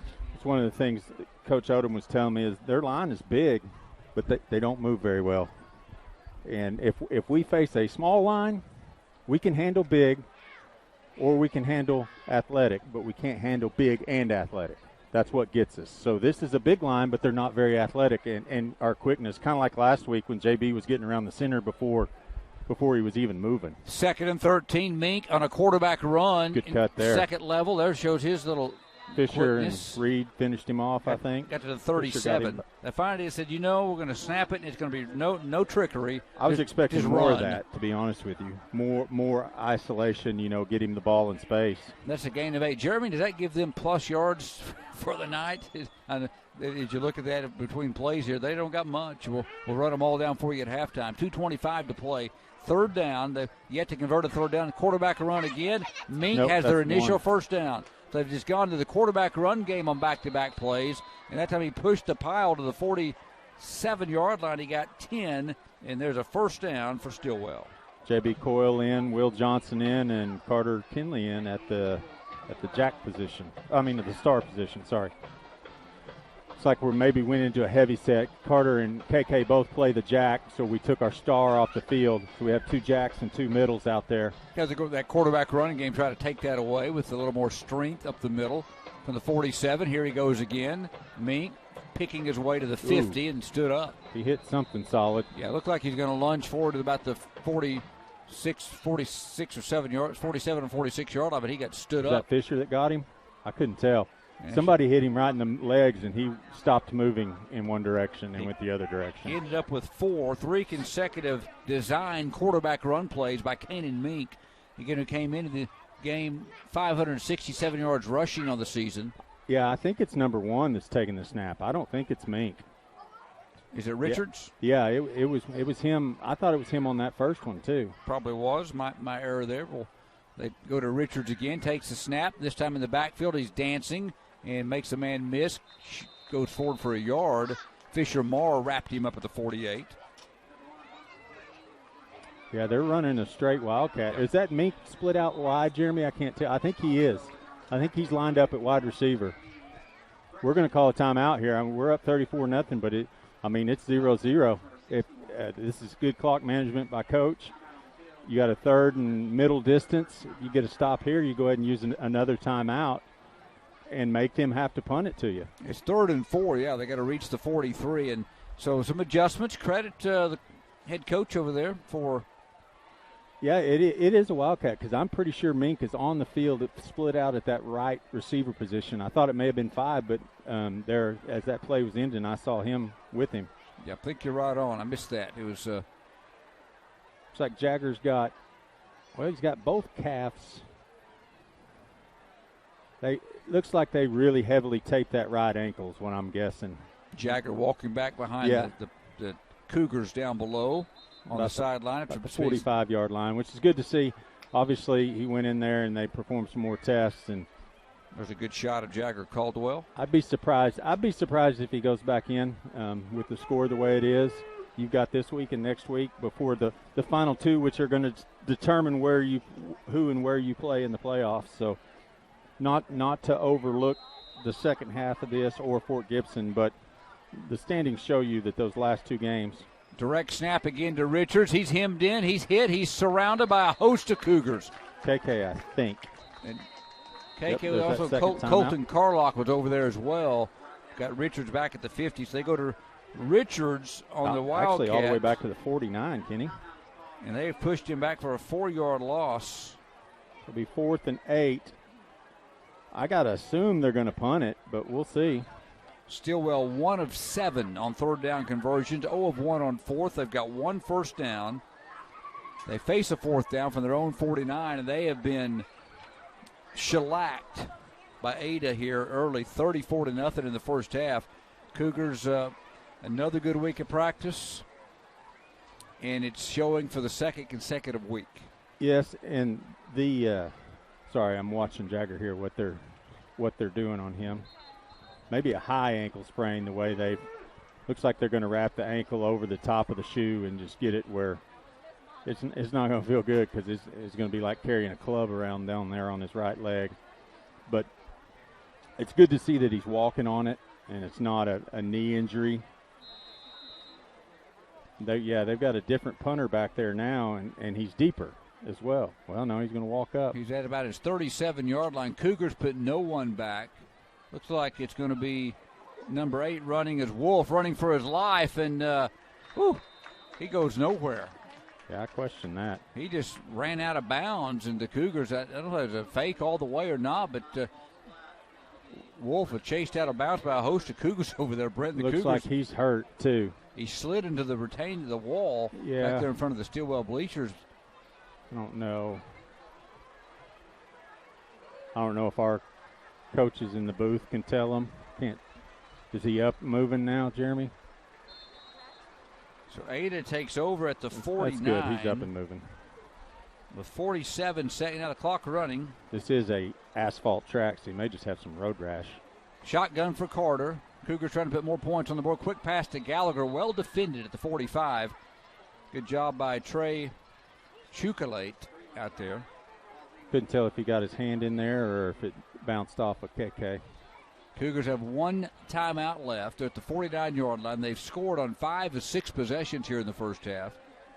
Dominating this game, 34-0. Trip receivers to the near side, the right side. Ball sits on the left hash. Morris, the single receiver, slot to the left. Freeland with Gilmore sending in the block. Screen pass, Caden in the flat, out of bounds, 45-yard line. Man, if he could have got past that guy, Monty and Andrew both had good blocks out in front of him. So a quick little pass in the flat to Gallagher that got out of bounds to stop the clock at the 45. I'd like to see us get down to about the 15 and let Meathead try a field goal. No attempts all year. Be a good time to try it. Yeah. Freeland, they take the quick pass pass away. Now it rolls right and throw it to Andrew. Got his foot down, did he? Yes, sir. Didn't get much, but a great catch as Freeland wanted to go to Gallagher again, but they took it away that time. Yeah, and you can't take a sack there. That's why I was saying throw it away. I wasn't even looking down the field. I was just watching the pursuit of CJ, and you definitely can't take a sack there. Cougars now 3 of 5 on third. They have a fourth down here at the 42-yard line. They need 3. 22 seconds to play till halftime. Hughes comes out of the game. I wouldn't be surprised to see a run here with Darius. You get the first down and call a timeout. Caden Balthrop over the football. Darius to Carter's right. They throw a quick one to Jack, wide open. 35-30, trying to get out of bounds. Cuts back inside 25, 20, back to the outside. And he's out of bounds. Maybe a late run after catch. He's finally tugged down way out of bounds. But, yeah, Jack weaved in and out of the defenders. Ended up with 23 yards to the 19-yard line. Get out of bounds. No. Yes, good move. 23-yard pickup on fourth down.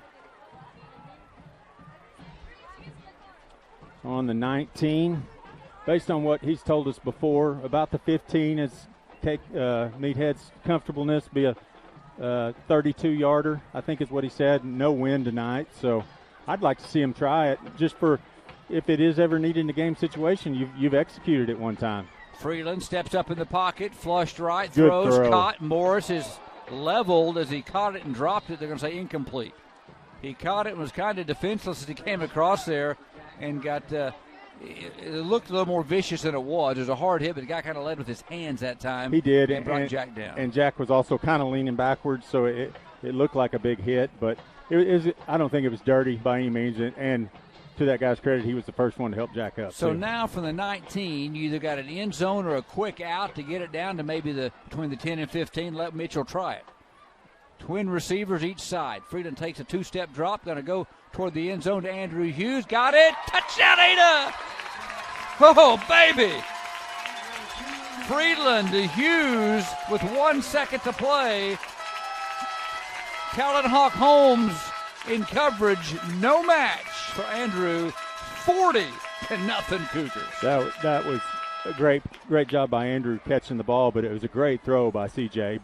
Back shouldered him where only Andrew could make the catch, and he threw it up high where his 6'4" high jumper could go up and get it, which is what you want him to do. Caden Mitchell buries the extra point, and folks, the Ada Cougars lay in the wood to the Stillwell Indians. 41-0 Ada. 1 second to play till halftime. You're listening and watching the Cougars live at K80ARadio.net. The Cougars. We at Carter County Dodge and Carter County Hyundai are some of your biggest fans. We know that you're not only excelling today on the fields, but in gyms, on stage, and in the classrooms. But you are also going to be tomorrow's great leaders. Embrace it and enjoy it. From your friends, neighbors, and automotive experts, Carter County Dodge and Carter County Hyundai in Ardmore. Remember, if it doesn't say Carter County, you paid too much. The Cougars, Trey, have 3 sub-60-second drives here in the first half. They've scored on 6 of their 7 possessions. They do the last one with, you talk about utilizing the clock. 1 second left in the half, and they strike again on a touchdown pass from Carter Freeland to Andrew Hughes. 3 touchdowns rushing, 3 touchdowns passing. 22 first-half touchdowns on the season now. Wow, 41-0. To 6. 22-6 in touchdowns. Wow. Caden Mitchell will kick it up for the right hash. This will end the half. Little squib kick. And it won't end the half. Oh, they do run the clock out. Right. Yeah, it had to be a 1 second off because he didn't call a fair catch. Jude Turman just got a line drive, and that ends your first half. The Ada Cougars 41. The 4-2 Stillwell Indians zip. This is Cougar football. Your first half stats and a couple hours of highlights coming up next. Cougar football streaming live at KADARadio.net. Cougar football, presented by the Chickasaw Nation, along with First United Bank, Ada Nissan, CTS, T&W Tire, Wild Rose Place, Carter County Dodge and Hyundai, Vision Bank, Roma Italian Restaurant, Laser Zone, Hilltop Dodge, Simmons Bank, Great Plains Kubota, State Farm Agent Don Carpenter, and Fenton Ford. This is Lucas Clark, president of First United Bank here in Ada. We measure success not just with numbers, but with a commitment to faith, financial well-being, personal development, and wellness. It's how we spend life wisely. If that doesn't sound like a bank, welcome to First United. Learn more at spendlifewisely.com. Proud supporter of the Ada Cougars, member FDIC. Tribal citizens are Oklahomans, our neighbors. They make a critical difference in community after community, helping schools, building roads, expanding healthcare, benefiting everyone. We are united for Oklahoma, committed to mutual respect, shared strength, and productive partnerships. To join the conversation, visit unitedforoklahoma.com. If you're looking for a new or pre-owned vehicle, or maybe your vehicle needs a little attention, we're your one-stop shop. Come score a new Nissan Pathfinder, completely redesigned and ready to hit the road with style and convenience.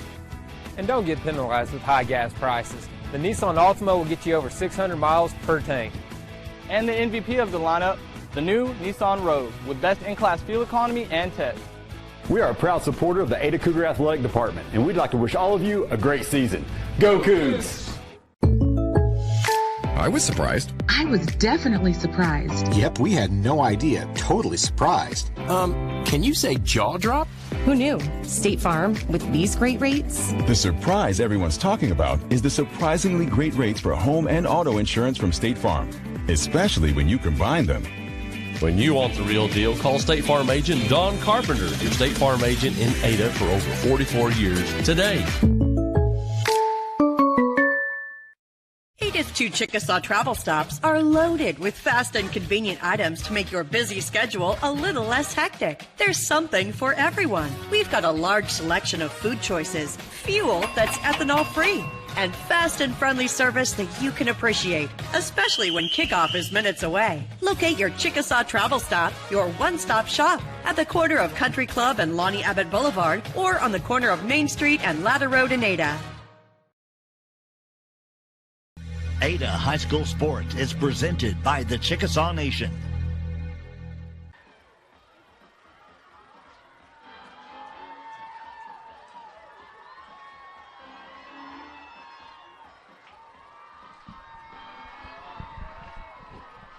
There you go. Nice. This is the performing arts performance. Let's give it a listen as Bridges Velarde kind of got it zoomed in there for a moment.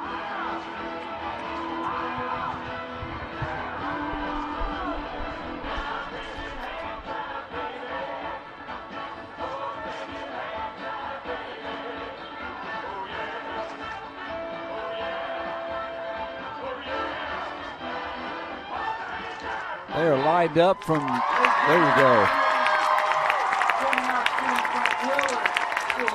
That's good stuff, Trey, at halftime, and a big night for Ada. 41-0 on the scoreboard, and the performing arts out there performing, doing an outstanding job. Yeah, that's a program that's really grown here in Ada. I've just lost her names. I apologize, but she's done a phenomenal job, the director of performing arts. They do a really good job with all their plays, and obviously that number they just did there was impressive.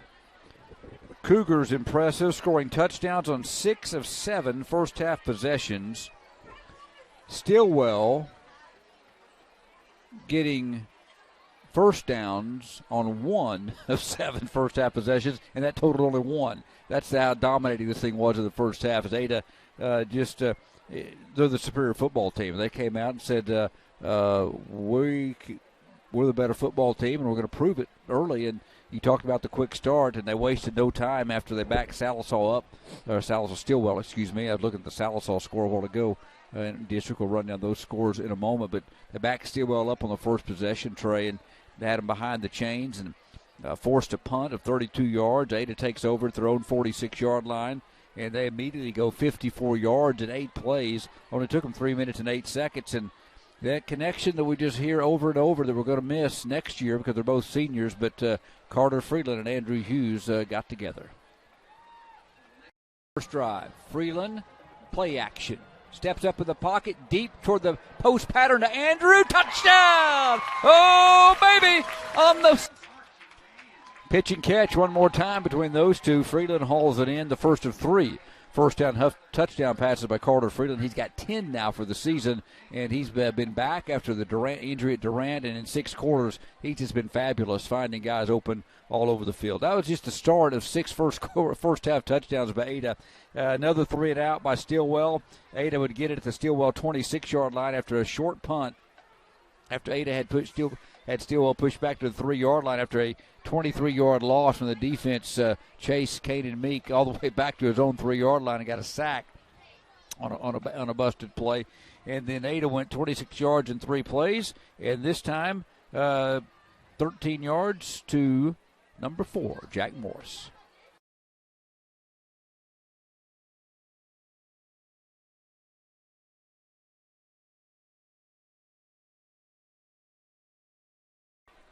Just great elusiveness by Jack. He's a hard guy to bring down. He's big and physical, but he can move a little bit too. 14-0 after Mitchell booted the extra point. 4:03 left in the second quarter. Another 3 and out by Stillwell. Then Ada, a rarity. They had to punt. They got 1 first down on a 14-yard run by Gilmore. Andrew Hughes, a 32-yard punt. First quarter ended with Ada up 14-0. Ada then would. With that 14-0 lead, we get the ball back at the 11:08 mark of the second quarter after Stillwell again went 3 and out, and the punt was only 14 yards, so Ada takes over at the Stillwell 32-yard line. Darius Gilmore found the end zone 3 times, and he did it all in succession. 3 straight Ada touchdowns. Here's the first of 3 by Day Day.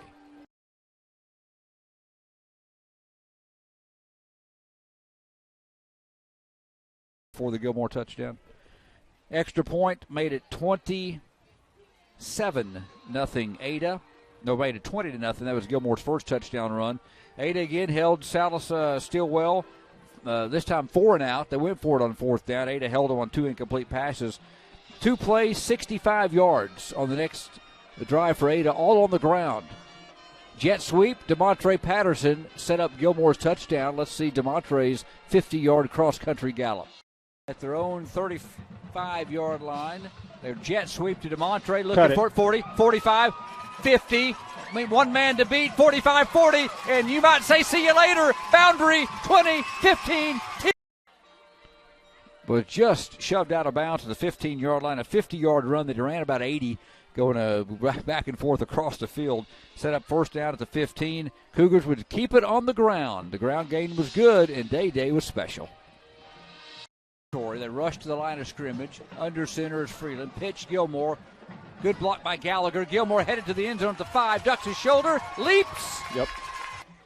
Well, one reason Day was good, the offensive line was spectacular in the first half, and they got the job done with the great blocking. I think that was the one Caden Gallagher really sealed the edge with a beautiful block from a sniffer back position, and Gilmore gets his shoulders turned north and south, Trey, and finds the pylon. Yeah, and I didn't see it in live action. Saw it there on the replay. Andrew was blocking a dude way down the field into the end zone as well. So Ada was on top after the extra point, and that was made it 27-0. Another 3 and out by Stillwell. Ada takes over at the 37 in Stillwell territory. You know, I said they had 3 drives less than a minute. This next drive took 1 minute and 16 seconds. Took a long time. Eternity. Yeah, an eternity. 37 yards in 4 plays, and had a penalty moved to the 22-yard line. Gilmore got 3. Jack Morris caught a pass to the 10, and Day had his 3rd touchdown rushing of the first half. And this one was incredible footwork and a cut by Gilmore to get to the end zone. Second first down, the handoff to Gilmore, cuts left, back inside, stopped on a dime. Put his foot on a dime and cut upfield, 34-0 after the extra point. Stillwell, in their next possession, finally went to the Wildcat and finally got a first down on 3. They just kept snapping it to Ethan Richards. I believe it was in the tailback in the backfield. He got a couple of runs, finally got a first down. A weird play on fourth down. Looked like they were going to punt, and they just started running toward the sidelines for some reason. And Ada took over the football at the 49-yard line with 47 seconds, so they got to exercise some clock management. May come in handy late in the season as we play for hopefully a district championship later on in the year, and maybe the possession like that comes into play. But Ada went 49 yards, and it took them 46 seconds. They scored with 1 second left. They had a play from the 19-yard line. They either had to get out of bounds, go to the end zone, or maybe try to set up a field goal for an attempt by Caden Mitchell. Well, on the final play, it took them down to 1 second. Carter Freeland struck through the airwaves. Twin receivers each side. Freeland takes a 2-step drop, going to go toward the end zone to Andrew Hughes. Got it! Touch! You know, look to me like, Trey, if you look at that little bit of a back shoulder. Yeah, it was. The defender was on the inside. And definitely was. It was a really great throw and great adjustment by Andrew once he saw the ball released. Not only did he high point it, but he had the defender on his back hip. The only way you're going to keep him from catching it is to interfere. Yeah. So CJ put it in a really, really good spot there. Caden Mitchell made another extra point to make it 41-0. He was 6 of 7. Only had the other one he missed was blocked. It was a great rush. 41-0 at halftime. That came with 1 second left. That was a 46-second drive.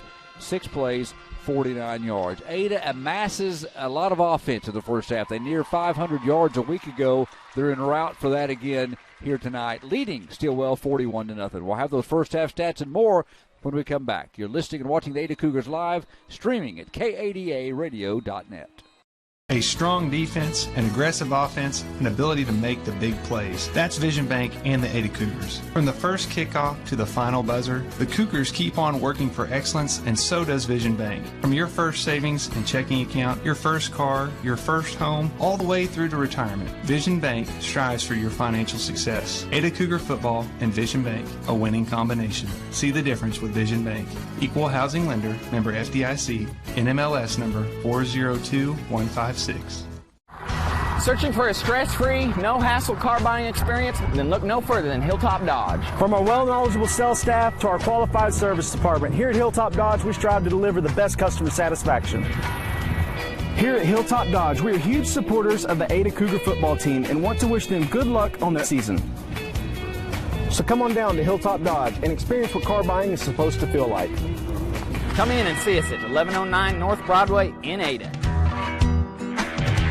Just 3 miles east of Ada, Wild Rose Place is the perfect venue for your special event. Their 5,600 square foot facility includes 2 large indoor event areas, full kitchen, bride suite, groom's dressing room, and outdoor event area. Wild Rose Place is the perfect place for your wedding, prom, family gathering, or corporate meeting. You can rent the facility or have it decorated with one of their customizable decorating packages. Visit wildroseplace.net and let Wild Rose Place make your event unforgettable. That's wildroseplace.net. Hello, I'm Keith Frazier, store manager at T&W Tire, 500 East Main here in Ada. And I'm Jamie. We would like to remind you if you have any tire needs, whether it be farm, ranch, tractor trailer, or your personal vehicle, we could help you pick out the right tire for you. We also offer 24-hour roadside service and can change your oil, put on brakes, shocks, or align your front end. We are your authorized Michelin tire dealer with dozens of other tire brands available. T&W Tire, not just a tire store, but a whole lot more. Call 332-5145. There's maroon, gold, black, white. They all have things in common. School pride, friendly competition, bringing home the win, and the full support of Laser Zone Family Fun Center. Head on over to celebrate that win. There's bowling, laser tag, an arcade, mini golf, and more. Laser Zone is where the school spirit is splat. Ada Cougars. We at Carter County Dodge and Carter County Hyundai are some of your biggest fans. We know that you're not only excelling today on the fields, but in gyms, on stage, and in the classrooms. But you are also going to be tomorrow's great leaders. Embrace it and enjoy it. From your friends, neighbors, and automotive experts, Carter County Dodge and Carter County Hyundai in Ardmore. Remember, if it doesn't say Carter County, you paid too much. Ada High School Sports is presented by the Chickasaw Nation. Welcome back to Coy Easto Stadium. Kenny Morrison, Trey Kinley, Jeremy Marr, and Bridges Velarde as the Ada Cougars 41, Stillwell Indians nothing at halftime. And Trey, the Cougar marching band down below. Is that the junior high? I think joining them out there. I don't know if it's the junior high. I heard him say Willard, so it may be both. There you go. And I want to give a shout out. Coach Michelle Shannon texted. It's Mary Palmer is the sponsor of the Performing Arts, and she's also the Cougar sponsor now. Awesome. Thank you, Michelle, for that information. Love to get these promote all that we can. This is a great organization, great school system. Appreciate Superintendent Mike Anderson and all the way down to the admin that allowing us to do what we do, and we just want to make sure that they get the pub out here. There they go, the band down below, and let's just give about a few second listen here before we give them your first half stats.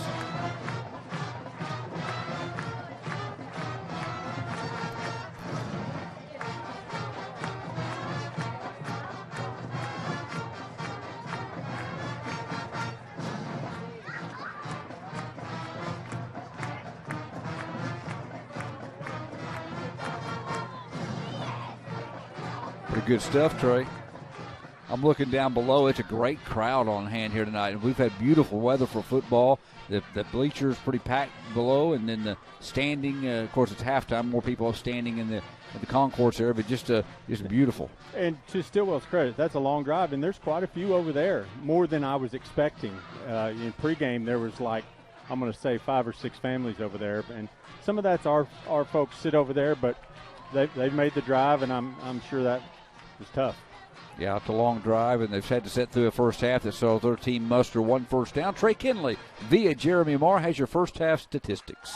Normally I start with the opposing team, but I'm going to leave that for last here to give the shout out a little bit to the defense. Ada had 16 first downs, ran 33 plays, 15 rushes for 122 yards, 12 of 18 passing for 133 yards, so 255 total. 3 touchdowns, no interceptions, 1 fumble, but recovered it. 4 penalties for 47 yards, 3 of 6 on 3rd down, 1 of 1 on 4th down. Individually for Ada, CJ's 12 of 18, 67% for 133 yards, 3 touchdowns, no picks. Andrew had 5 catches, 67 yards, and 2 touchdowns. Jack Morris had 5 catches for 62 yards and 1 touchdown. KK had 2 catches for 4 yards.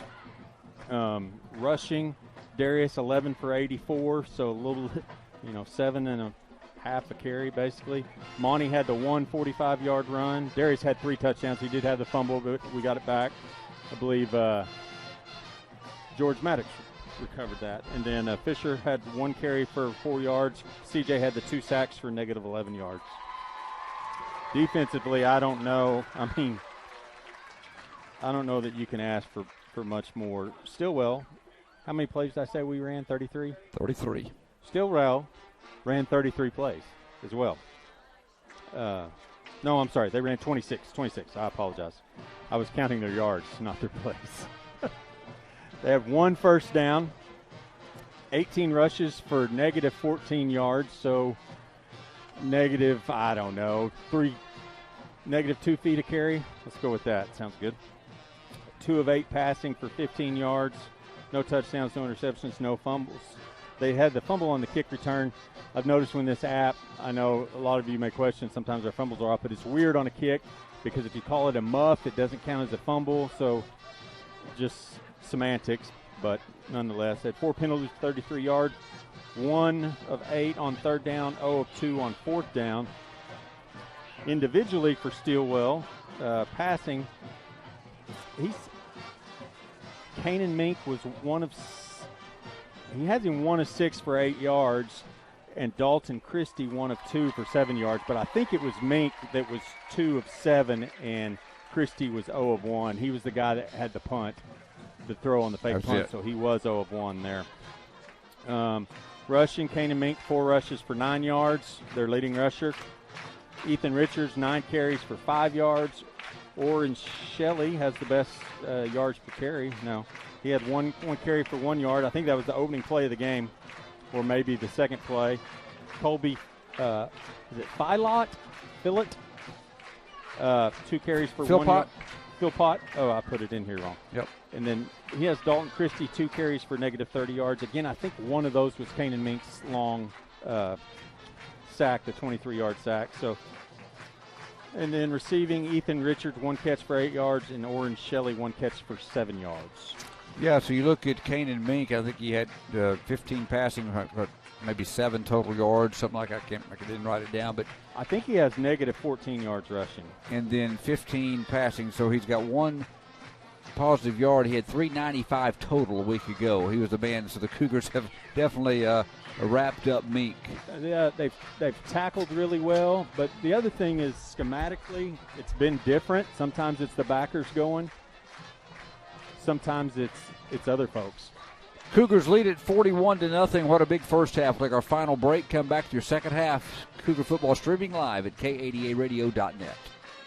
Simmons Bank presents Banking Made Easy. With our powerful mobile banking app and online banking, at the touch of a finger, you can make deposits or pay bills, view account balances and transaction history, keep a close eye on your money with helpful alerts, even customize features just the way you want them.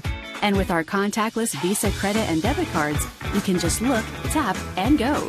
Convenient banking from Simmons Bank. Easy, fast, and secure. Learn more at simmonsbank.com/easy. When it comes to delicious, you can't beat Roma's Italian Restaurant. And the service starts with a gracious host the moment you walk in the door. Start with their unforgettable garlic knots and butter. Order the lobster ravioli, homemade lasagna, or baked ziti. Maybe you're hungry for a pizza pie, calzone, or stromboli. Enjoy a mouth-watering ribeye, chicken fettuccine alfredo, or chicken piccata. But whatever you do, save room for the dessert. Roma's in Ada's North Hill Center, catering and DoorDash available. Call Roma's at 279-1295. Put the reliability of the Great Plains Kubota family to work for you. Visit any of our local dealerships to see how we can serve your equipment needs. Keep your Kubota running at peak performance with routine maintenance from Great Plains Kubota. With the parts and service you trust, Great Plains Kubota will keep your Kubota equipment running like the day you brought it home. Visit a Great Plains Kubota for Kubota sales, service, parts, and rentals, or visit us online at GreatPlainsKubota.com. That's GreatPlainsKubota.com. October is Breast Cancer Awareness Month, and at Fenton Ford Lincoln, we want to go one step further. Like you, many of us here have had friends or family that have had to battle breast cancer. So throughout October, we'll be donating a portion of every vehicle sold to Project Women. They help cover mammograms, medications, and anything else uninsured patients may need. Help us make a difference in the fight against cancer. Fenton Ford Lincoln of Ada is your best deal dealer. Learn more at FentonFord.com and FentonLincoln.com. This is Lucas Clark, president of First United Bank here in Ada. We measure success not just with numbers, but with a commitment to faith, financial well-being, personal development, and wellness. It's how we spend life wisely. If that doesn't sound like a bank, welcome to First United. Learn more at spendlifewisely.com. Proud supporter of the Ada Cougars, member FDIC. Tribal citizens are Oklahomans, our neighbors. They make a critical difference in community after community, helping schools, building roads, expanding healthcare, benefiting everyone.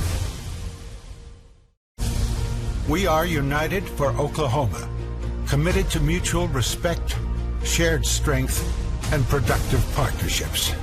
To join the conversation, visit UnitedForOklahoma.com. Ada High School Sports is presented by the Chickasaw Nation. Back to Norrisfield, Coyisto Stadium. Cougars will have the football to start the second half, leading 41-0 against Stillwell. I want to go to Carter Freedom for just a moment.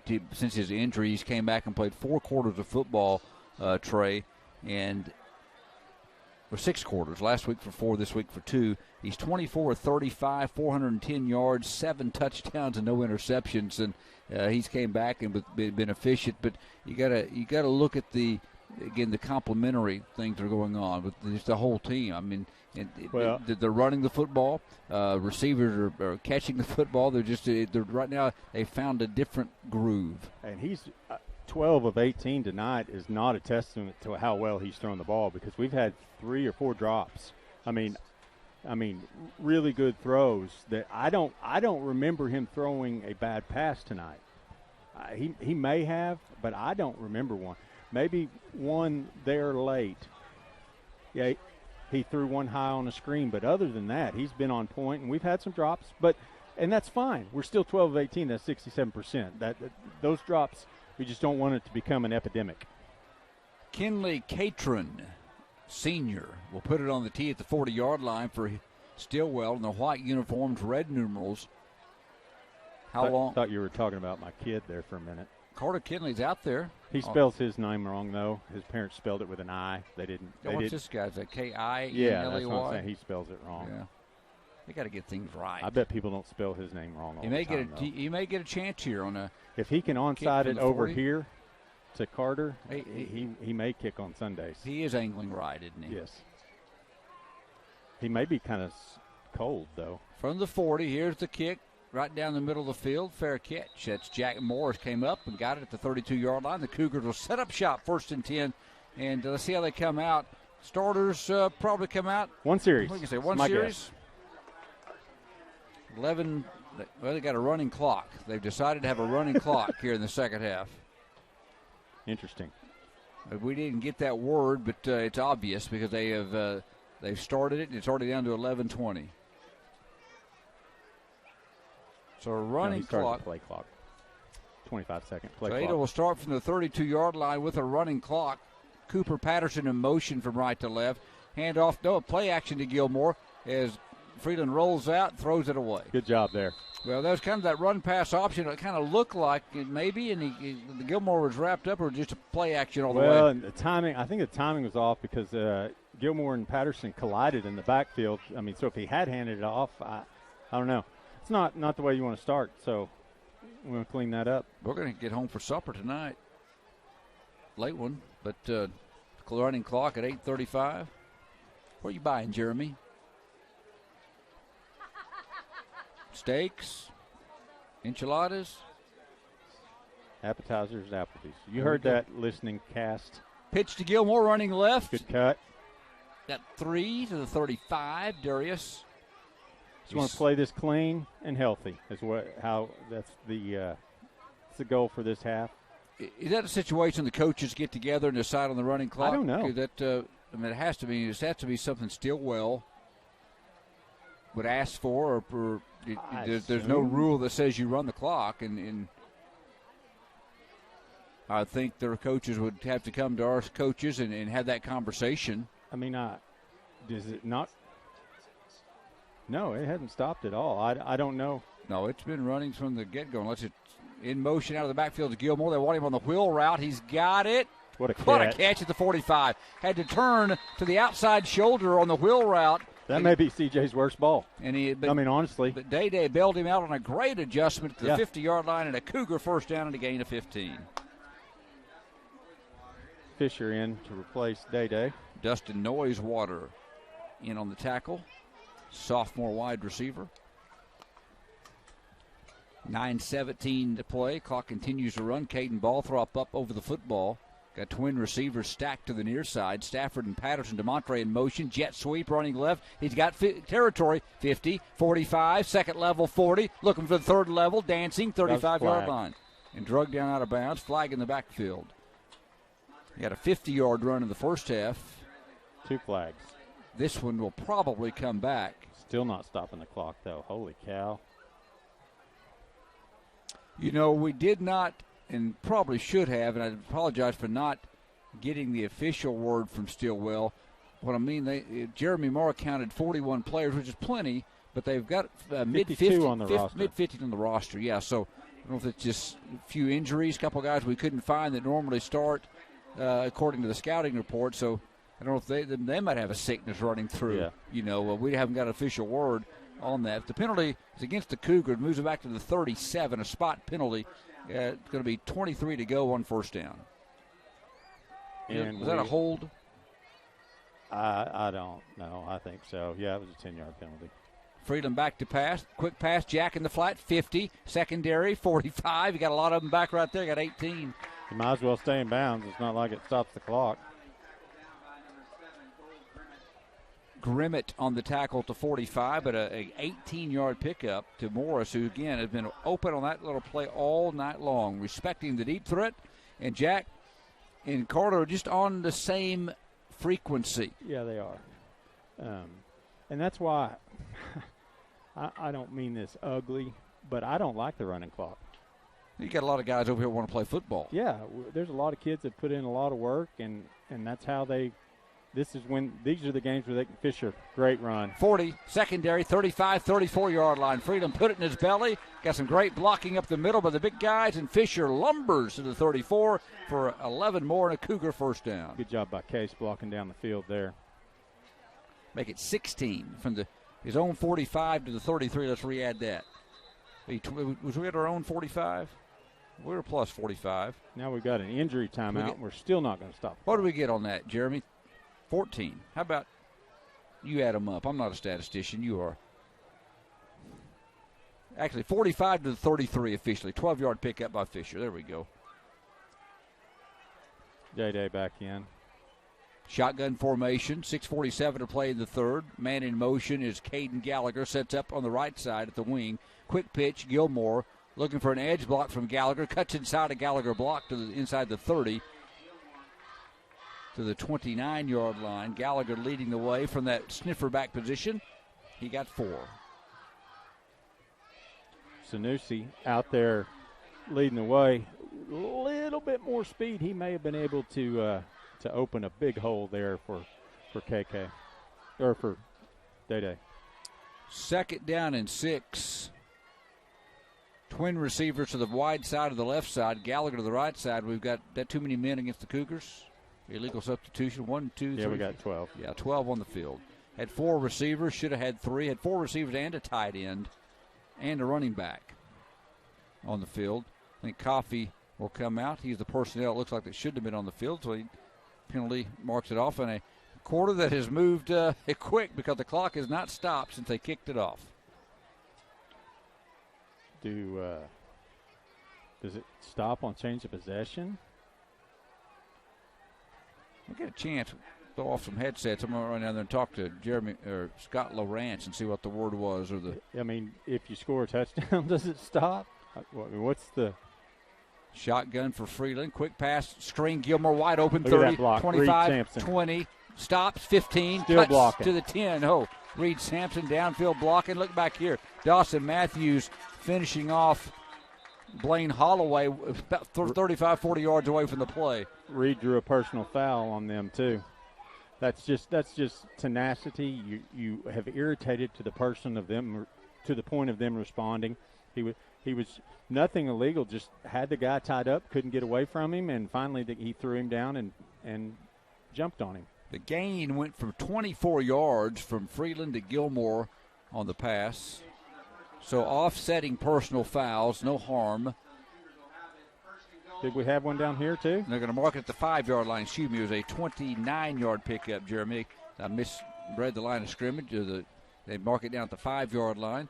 So 29 yards from the 34 to the 5 of Stillwell. 4:52 to play in the third. Cougars leading 41-0. Freeland hands off to DeMontre Patterson. Going to get to the end zone for the touchdown. Little end around to DeMontre from that wing T offense. To answer your question, no, they don't stop the clock. It's still running. Nope, they stopped it on the touchdown. 4:39 to play on the handoff. That look back at that formation. I think that was the wing T that brought DeMontre over on the handoff, yes, and he it was into the end zone for a 5-yard touchdown, and the Cougars lead at 47-0. DeMontre rushing into the end zone for his second rushing touchdown of the year. Caden Mitchell boots through the extra point. 4:39 to play, third quarter, a running clock and a runaway game. 48-0 Cougars. You're listening and watching the Cougars live at adasports.net.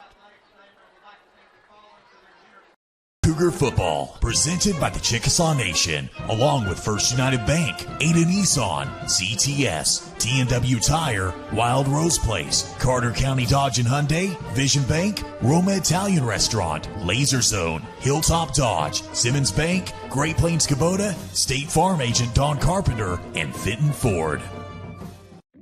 If you're looking for a new or pre-owned vehicle, or maybe your vehicle needs a little attention, we're your one-stop shop. Come score a new Nissan Pathfinder, completely redesigned and ready to hit the road with style and convenience. And don't get penalized with high gas prices. The Nissan Altima will get you over 600 miles per tank. And the MVP of the lineup, the new Nissan Rogue, with best-in-class fuel economy and tech. We are a proud supporter of the Ada Cougar Athletic Department, and we'd like to wish all of you a great season. Go Cougs! I was surprised. I was definitely surprised. Yep, we had no idea. Totally surprised. Can you say jaw drop? Who knew? State Farm with these great rates. The surprise everyone.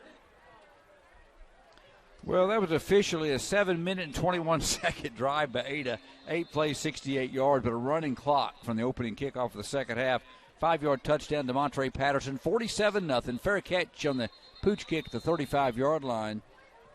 One of the up men came up to grab it. That would be Blaine Holloway on the grab. So Sallisaw will take over with 4:12 to play, and the clock again continues to run. And so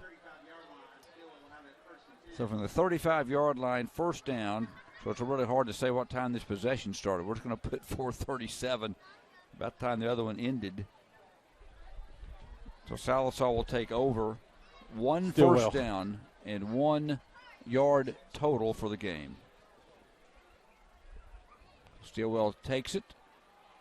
Running left, right toward us to the 40-yard line is Eli. No, Wolf. that's Kelton Stipe, sorry. Kelton Stipe in the game, that 35. Yep. Kilgore also getting up. And slow to get up is the runner for Stillwell. It's the quarterback, Meek. Talked to the Ada coaches up here in the booth, and this Stillwell did request a running clock. Okay, running clock. Carter Kinley and Eli Justice check in at the Star and Jack. DeMontre Patterson, that left corner. Dante Lindsay still over here on the right side.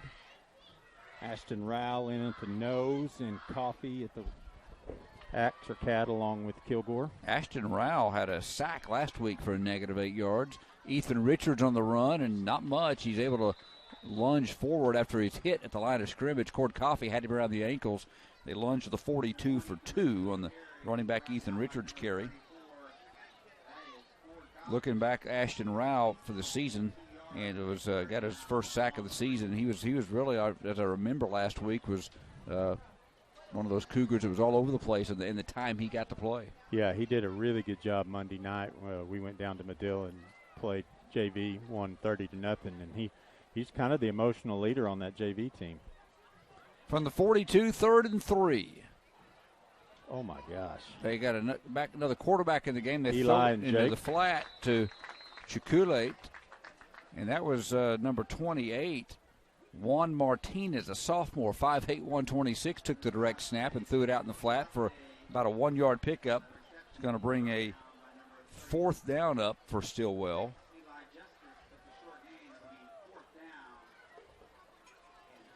They'll go for it. Under 2 minutes to play.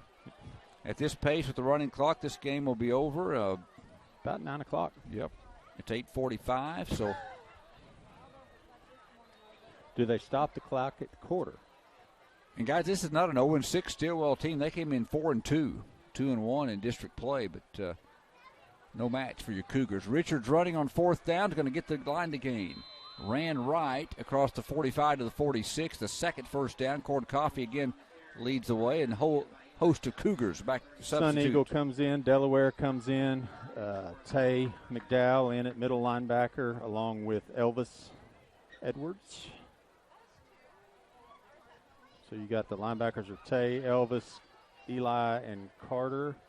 Up front you got Will Johnson, Delaware, and is that Kilgore? No, I believe Caleb Sun Eagle came in. Running right is Martinez in the game. Chased out of bounds on the far boundary. It's Carter and Colton Carlock. Colton, yes. Yep, Carter Kinley, as you mentioned. Kamari Richardson checking in for DeMontre. Case Stafford coming in for Deontay. So that'll be your 2 corners. This will probably be the final play of the third quarter. Theta on top, 48-0. If you joined us late, 41-0 at halftime, scoring on 6 of 7 possessions.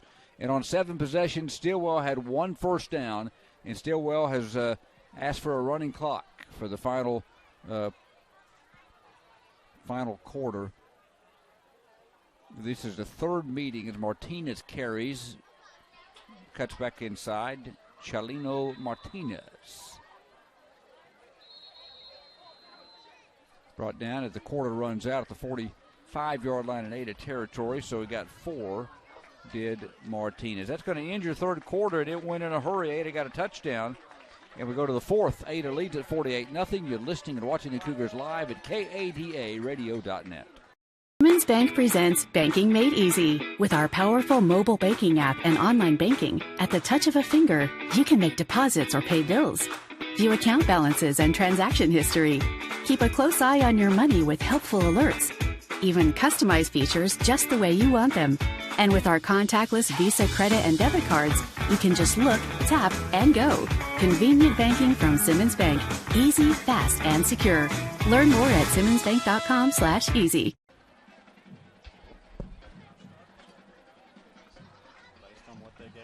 Back to Coy Easto Stadium, the Ada Cougars about to be 3-0 in this series, Trey. I think if I'm remembering your numbers correctly, 2-0. Yeah, probably. I believe we played them in that 94-95 season at the same time we played Hilldale. Both blowout wins. Cougars 48-0. Got a touchdown in the quarter on a running clock, 8 plays and 68 yards. DeMontre Patterson took it in. Now going from north to south, Hilldale faces the 3rd and 1 at the Ada 45. And again, we'll try to continue to mention all these young ones in the game for the Cougars. That Kamari over here at the corner, matched up with Dalton Christie. Kamari and Case are in at the corners. They're going to hand it off, and Colton the Cougars, Carlock wow. Kilgore. Back at the 50-yard line, they try to go wide to Martinez, and that's Chalino and Martinez that time. Him and Juan both playing here in the quarter. A 5-yard loss as the Cougars. Another tackle for loss. Jake Bohannon and Kelton Stipe back in at the middle linebacker positions. Sun Eagle replaces Kilgore. 4th down and 6. Stillwell needs to reach the 8-44. Let's go ahead and look ahead. The Cougars will be 5-2, 3-1 in district play. We'll give you a complete scoreboard. Could be alone, but I don't think so. Hilldale was winning big, so we're probably going to be in a third-place tie with Hilldale and either Poteau or Broken Bow. Actually, a second-place tie. Yeah, because there's a 4th down run in the Jake backfield. Bohannon and Will Johnson. Yeah, got Martinez back at the 48-yard line. Another loss of 2. I believe we're going to see Brock here. So a turnover on downs. So with the outcome of the games tonight, Hilldale's going to win. They were up big. Ada's going to be in a 3-way tie for 2nd in district with everything ahead of them. A winless Fort Gibson team on the road next week, and then. Well, if they're in a tie with Poteau, if Broken Bow wins, Ada's in 2nd because Ada would have the points advantage over. If Broken Bow wins by more than 8, because it'd go to points. Set this Ada offense for you. As you mentioned, Brock Boyles is in the game. Jake Bohannon behind him, and Eli and Kelton in at the wings. Eli getting the ball. Jet sweep, 50, cuts back 45 in secondary, 40. Eli's going to the house, baby. 20, 15. Can he get there? 10, 5. Oh! I was calling him and wishing him to the house. He got to the 4 as he was trying to stretch for the goal line. Couldn't quite get there. 44 yards for Eli Justice. Great run there by Eli. Great blocking. Again, Case Stafford out here on the left side, and then somebody opened up a big hole there. I don't know if it was Kelton leading away from his other wing position. And Trey, when he saw the hole, he didn't hesitate. Nope. He got north and south and turned straight upfield. Yeah, he's a north-south runner. 4-yard line, 1st and goal for Ada. Brock Boyles under center. Handoff Bohannon coming left behind some good blocking, surging close to the 1. About the 2-yard line where they stand up Jake. Off the left side of that offensive line. 2nd and goal. Uh-oh, we got a hurt player. Yeah, we got a Stillwell player grimacing down on the field. That's Malachi McNack, 25 maybe. He's being consoled by Dylan Kuhn down there, and they're going to quickly get some Ada staffers out there and training staff to help take care of the young man. 48-0 Ada. We'll take a break. You're listening to watching the Cougars live at KADARadio.net.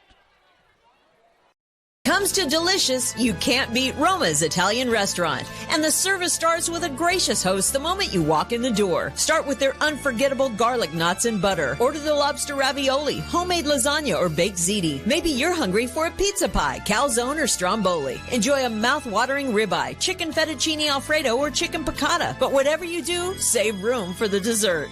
Roma's in Ada's North Hill Center. Catering and DoorDash available. Call Roma's at 279-1295.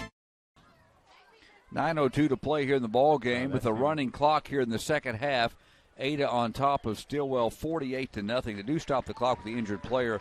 Hilldale, by the way, is leading Sallisaw 35-0, so they'll be 3-1 in district play.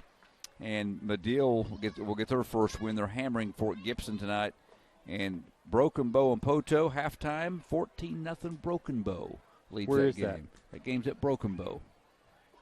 Got a 14-0 lead, shutting out the Poteau Pirates. All those scores hold up. You have Broken Bow in the driver's seat. We'd be the 2. And Poteau and Ada and Hilldale points. In a record-wise in a 3-way tie, and then with the three regular season games remaining. Good to see the young man get up and off the field. 2-yard line, Ada, 2nd and goal. Clock restarts. Brock Boyles under center. Eli got us down here. On the end around, and Eli cuts it up. Touchdown, Ada. Eli Justice coming to that right wing-back position, cut it upfield. Good sportsmanship. And number 76 out there, and I want to see what got a Cougar. Ashton Rao. Yeah, a little bit shaken up. 76, Dylan Kuhn was really showing some empathy for his injured teammate a moment ago, helping him, and then was trying to help the Ada player up there, but Eli Justice into the end zone, and Ada leads it 54-0. Give a shout out to Braden McGilbray there, or McElbray. I think it's McGilbray, pretty sure. did a great job blocking from his wide receiver position. Caden Mitchell makes another one. 8:08 to play, fourth quarter. And they start the clock again, even during the timeout. They're going to let her roll. Cougars 54, Stillwell nothing. You're listening and watching the Cougars live at KADARadio.net. The liability of the Great Plains Kubota family to work for you. Visit any of our local dealerships to see how we can serve your equipment needs. Keep your Kubota running at peak performance with routine maintenance from Great Plains Kubota. With the parts and service you trust, Great Plains Kubota will keep your Kubota equipment running like the day you brought it home. Visit a Great Plains Kubota for Kubota sales, service, parts, and rentals, or visit us online at greatplainskubota.com. That's greatplainskubota.com.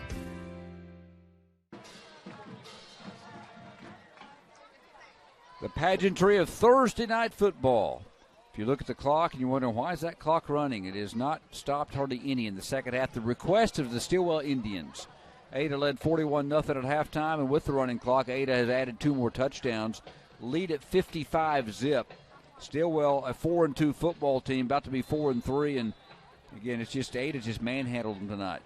Caden Mitchell going to kick it deep, a high kick, fielded, 18-yard line.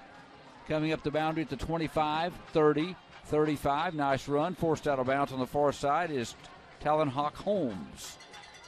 Up the left boundary, they're going to mark him outside the 35 at the 37, where Stillwell will take over first down.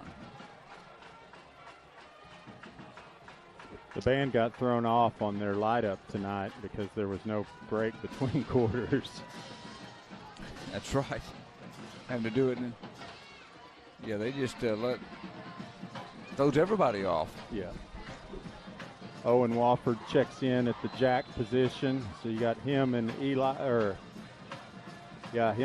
in at the 2 outside backers. Jake and Kelton Stipe at the 2 inside backers. Kamari, Braden McGilbray out there. Juan Martinez throws it in the flat to Braden with the tackle. For not much. Try a little flat Ball pass. Came out, but they called him down. To a pass complete, but no gain.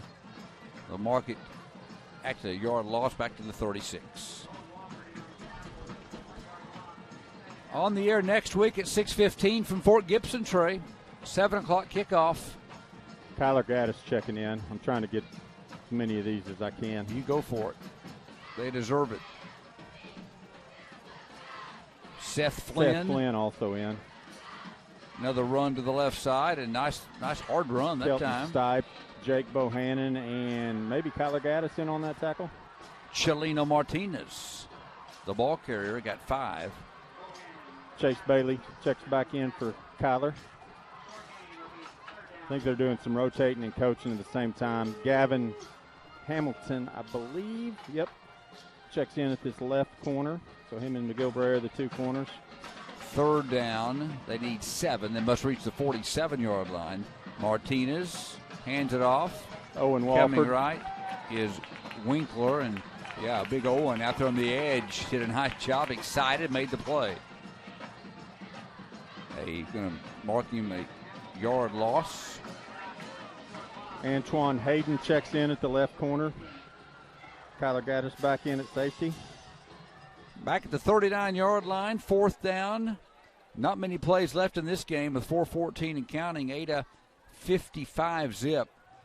And to be honest, if there wasn't a running clock, it's not really they're going to punt now. And if there wasn't a running clock, and again, not a huge fan of it, but if there wasn't tonight, this might be in the 70s.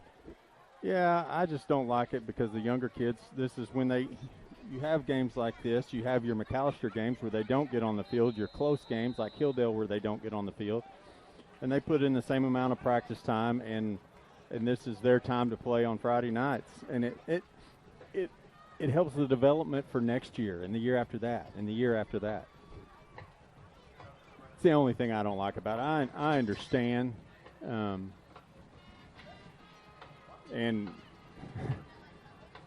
just a little foreshadowing, this is a team that beat Fort Gibson by how much last week? Yeah, they put 50 on the board, Trey. They beat Fort Gibson 52-33. Salvasaw 30-20 the week before, and lost to Hilldale 51-25, a game they were up, 2 or 3 touchdowns. And I think we don't know all the story. I think they've got, at least according to our depth chart, they had a few guys that were out. I'll ask Coach. Go ahead, Trey. Hang on. You talk for a minute. Karan Richardson gets the ball up the middle. He gets, I'm going to say 12 yards. In the game, we got Sun Eagle in at the left tackle position. Owen Walford comes in at the Y, Brockett quarterback, obviously. Eli Justice is in. Cade Smith at center. Elvis Edwards at the right guard. Can't tell who the left guard is. I'm thinking it may be Delaware. Karan gets another carry, breaks the tackle. Big Karan, boy, he can go, He's still going. 42-yard line. Line of scrimmage was the 30. You're not going to arm tackle him. Did he get the carry on the first play, too? Yes, he did. He had 12 on the first. Went to the 30, and this time goes to the 41. Trying to coach athletic director Christy Jennings and see if they had some injuries, some sickness or whatever, but she didn't know. Tay gets the carry here. He bounces it outside. 45-50, stiff arm, 46-yard line. Put his hand in the helmet of Lucas Stanley. May have a chop block here. I saw 2 guys on one guy, Elvis Edwards and Lane Haynes. I believe that's Lane. Yes. Well, this flag and the consultation and the mark-off may take up the final 90 seconds of this game at the clock runs. I never saw a penalty or maybe as a hold. They just marked it off in a hurry. Yeah, hold. So it marks it back to the 38-yard line. Seth Flynn comes in. Will Johnson in on offense. I assume it's that tight end position. I'll say a running clock's good, but how about a balance? Let's stop it just a little more. Here's McDowell up the middle. Big hole, 45. He's still going. Still going. Secondary. Won't go down and turns to the 40, gets away. How about Dave McDowell? Oh, my. All the way to the 30-yard line. Just would not go down. You couldn't even see him for a few seconds, Trey, and he ends up with a 32-yard pickup. Yeah, that's the type of runs that I've been expecting from him. His center of gravity is so low, and he is super strong kid. 28 seconds. This will probably be the last play if Ada they have to snap it. I assume we're probably going to get the ball to 42 here. Should be another 10-yard carry. Owen Wofford's wide right, the only receiver in formation. Here's McDowell. Shifts back right, 25-20. Brought down at the 21. Cash Crowley got him on the final play from Cory Easto Stadium. A 9-yard pickup and a running clock in the second half. And the second half is played in 6 minutes and 11 seconds. Cougars 55. The Stillwell Indians nothing as Ada wins it easily tonight. And the Stillwell Indians, again, they came, they gave everything they had, Trey. They were just all Ada. And those young, I saw some great sportsmanship from the Indians out there at the end with a couple of their players and just gave all they had. But the Cougars dominant tonight in a 55-0 shutout. Yeah, couple concerning things. I mean, execution was good, penalties were good. Ashton Rowell banged up a little bit, left knee, looks like got it wrapped. And then Jaggers, yeah, it's something on the outside of his ankle. He's got it iced down already. So a couple concerning things coming out of it. Kudos to the Stillwell players here. Jagger barely made it to the grass, and several of them came over all the way to the concrete to tell him good job. And here's 76, that guy that you mentioned. Kudos to those guys for coming all the way across. I mean, the rest of the Ada players are on the 50. Ashton and Jagger over here on our sideline, and they continue to come across to tell them good job. I'm telling you, you'd love to see that. And in this day and age in sports, athletics, and sportsmanship, and 76, Dylan Kuhn gets my vote as just the sportsmanship, the best I've seen this year. Cougars win it 55-0. Your post-game show in 3 minutes. You've been listening and watching the Cougars live at kadaradio.net.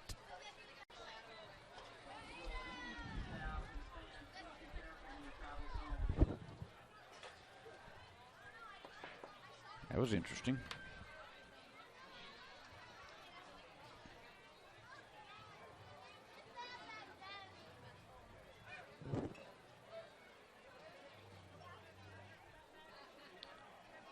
Elk City, 38-14. They've risen to number 3.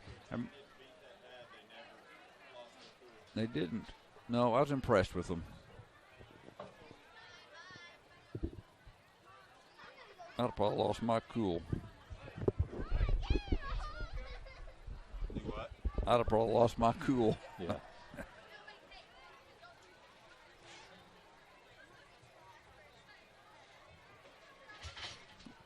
Well, we won't have finals tonight the way our game ended. We ended at 7:30.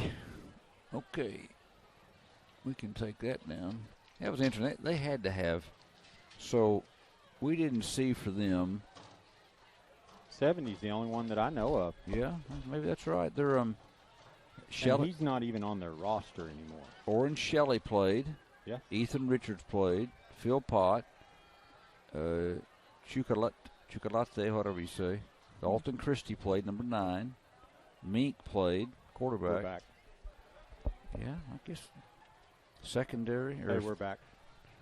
Yeah, I'm just counting players that played tonight. Sorry, I wasn't looking at the monitor, but we thought it might be a little bit of a shorthanded Stillwell team tonight, but most of the guys that we had played, that we had as they're too deep anyway.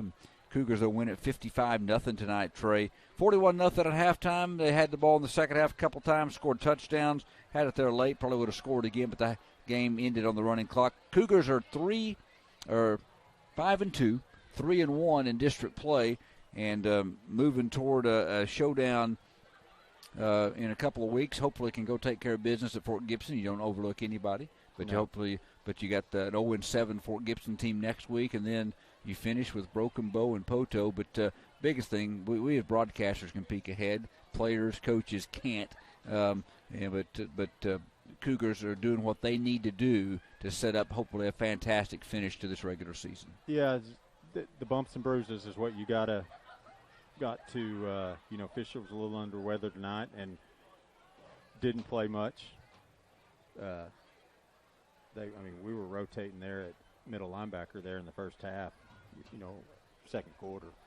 So hopefully Jagger will be okay. He's walking on it, so I assume it's just an ankle sprain based on that. And then Ashton looked like a knee probably sprained. Again, he's walking on it, so that's your good signs. No other injuries that I know of come out, this evening, so that's good. And you want to get through next week with as few injuries as possible, and your last 2 games are the ones that matter. Not that next week doesn't matter, but those are the ones that are going to determine when, who, and where you play once the playoffs start. And because of how fast our game was played with the running clock in the second half, we probably won't have finals from the other district games. We'll give you a good – I think most of them have been decided, except the Poto-Broken Bow game. Broken Bow leads that game. We'll run down the scoreboard here in just a bit. Second half highlights, they're few because wasn't many plays ran in the second half. Trey, what do you got for us over there? Monty's touchdown. Yep, that made it it was 41-0. The Cougars got the ball to start the second half, went right down the field. 8 plays, 68 yards after starting at their own 32-yard line. Darius Gilmore had a nice reception of 15 yards on the drive. Fisher Marr had a nice run of a dozen down to the 33-yard line. But then Ada got it down to the 7-yard line, and Monty got in the end zone for the second time this year. 41-0. Freeland hands off to DeMontre Patterson. Going to get to the end zone for the touchdown. An official 5-yard touchdown run by number 7, DeMontre Patterson. Cougars extra point by Mitchell made it 48-0. Stillwell would get a first down on their next drive, then turn it over on downs. Cougars would get the football back after the turnover on downs at the 48-yard line in Stillwell territory. Got that one. And it was in the fourth quarter. It was already in the fourth quarter, and they got the football with 10 minutes, 30 seconds left. And they was able to get the football down to the 2-yard line. Actually, I have the play that got it. Yeah, the long run by Eli. Yeah, Eli's run. Eli Justice in the football game for the Cougars. One of those young guys, freshmen, getting to play. Yeah. And they had the ball at the 38-yard line. 48-yard line. And on first down from the 48-yard line, Eli Justice set up the touchdown. Eli getting the ball. Jet sweep, 50, cuts back 45 in secondary, 40. Eli's going to the house, baby. 20, 15, can he get there? 10, 5, oh! Kelton Stipe, the great block. Yeah, I had him going to the end zone, and he almost got there. It was taken down at the 4-yard line. But you know what? 2 plays later, the freshman would find the end zone. Your center. Eli got us down here. On the end around, and Eli cuts it up. Touchdown, Ada. Eli Justice coming to that right wingback position. For the second straight week, that phrase complimentary football was at a premium for the Cougars. The offensive line was really good all night long. Defensive line and front 7 got pressure in the backfield the entire first half. The receivers, for the most part, made catches, dropped a couple, but made catches. Carter Freeland was on target. Cougars were good. Caden Mitchell's leg was outstanding, and there just no doubt about this one from the very beginning. No, there really wasn't. They got the ball first and got positive yardage on the first 2 plays, and then I think 4 of the next 6 plays were negative yardage. So that kind of sets the tone early, especially when the offense is executing at the high level that they're executing at right now.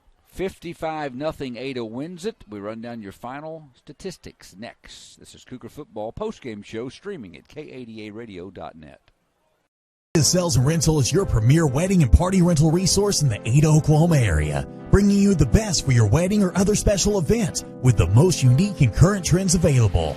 Our experienced and helpful staff will help coordinate all of your ideas into the wedding of your dreams. And don't forget, we cater for all types of events: birthdays, anniversaries, graduation, prom, retirement, family reunions, and fundraiser supplies for schools and nonprofit groups. You'll find it all at Ada Sales and Rental.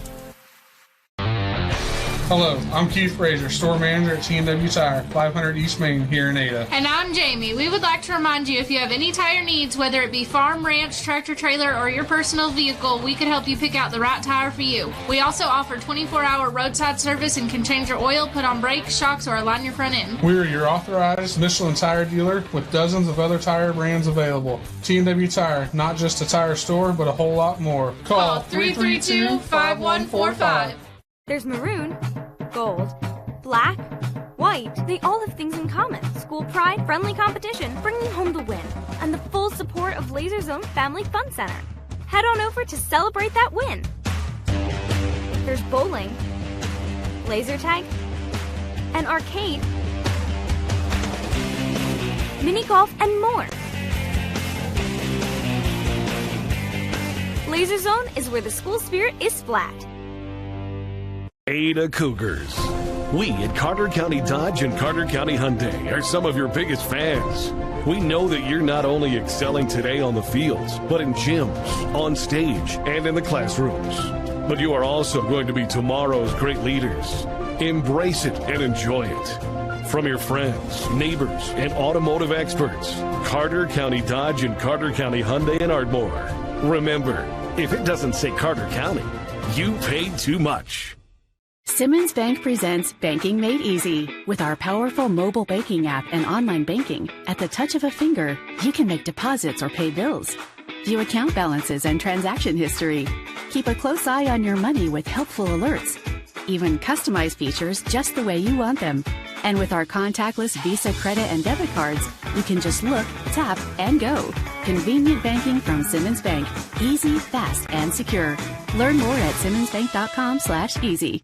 When it comes to delicious, you can't beat Roma's Italian Restaurant. And the service starts with a gracious host the moment you walk in the door. Start with their unforgettable garlic knots and butter. Order the lobster ravioli, homemade lasagna, or baked ziti. Maybe you're hungry for a pizza pie, calzone, or stromboli. Enjoy a mouth-watering ribeye, chicken fettuccine alfredo, or chicken piccata. But whatever you do, save room for the dessert. Roma's in Ada's North Hill Center, catering and DoorDash available. Call Roma's at 279-1295.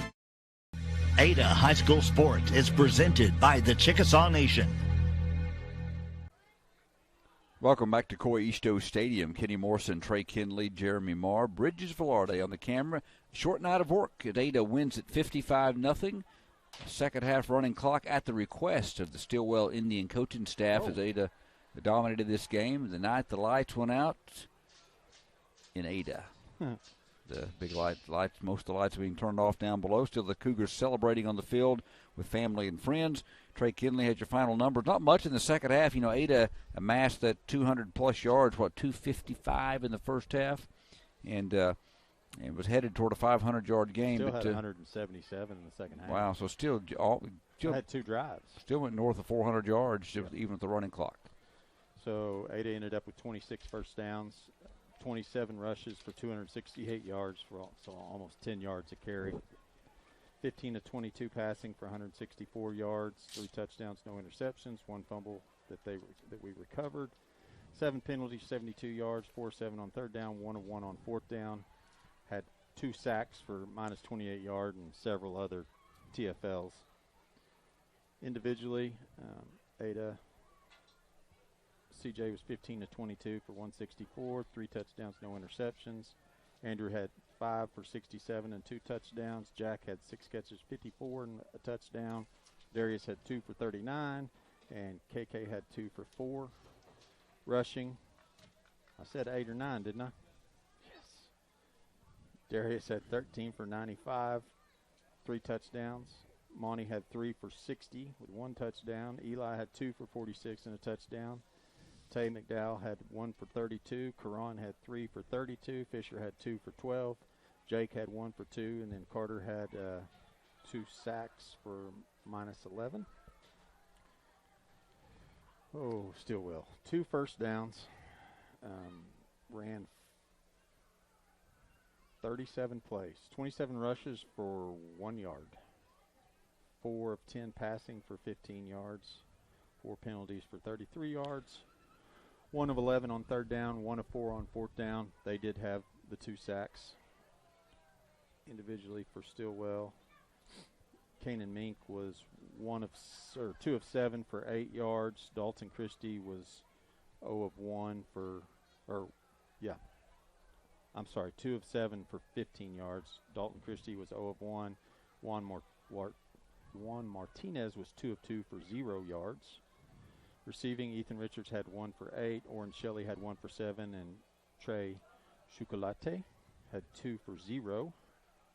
Rushing, Kanan Mink had 6 for -9, I believe.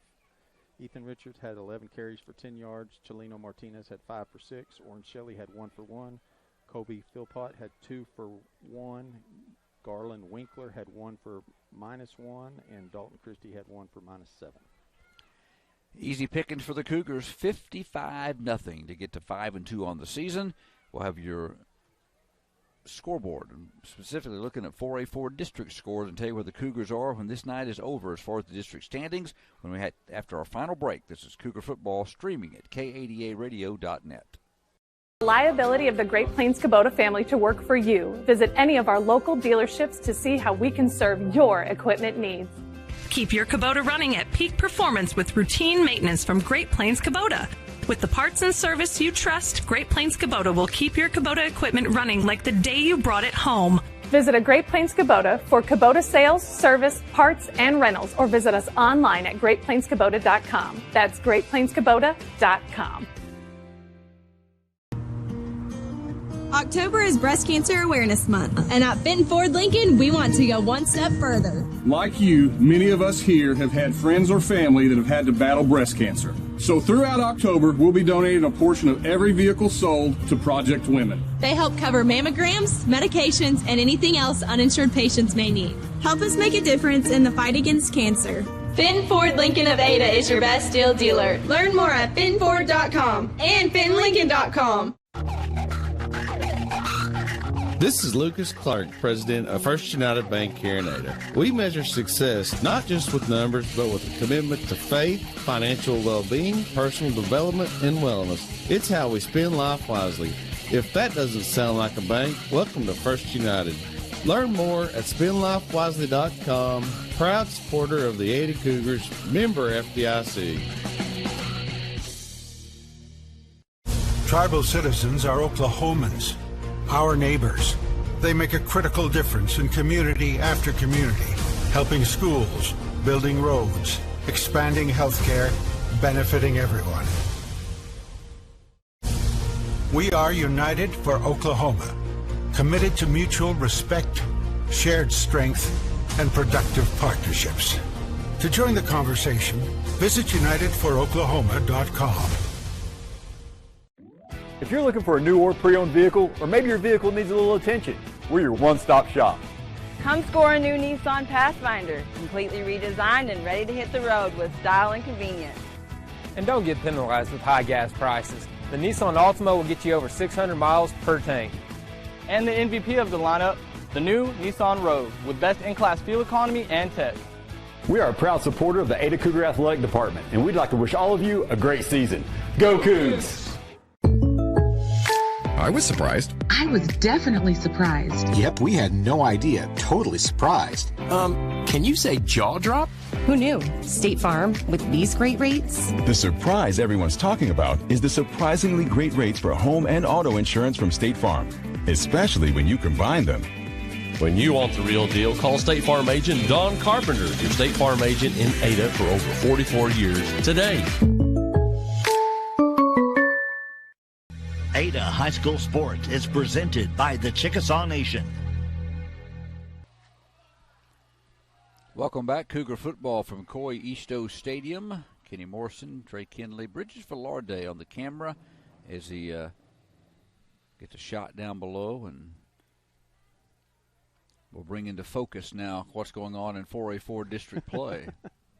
Cougars, the victory tonight, 55-0.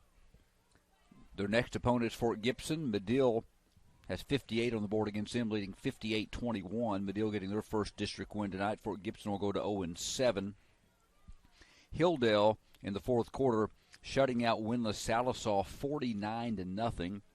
I wonder how many yards he has. The running back, yeah, he may have busted 3. He's a good one. Broken Bow and number 7 Broken Bow hosting second-ranked Poto.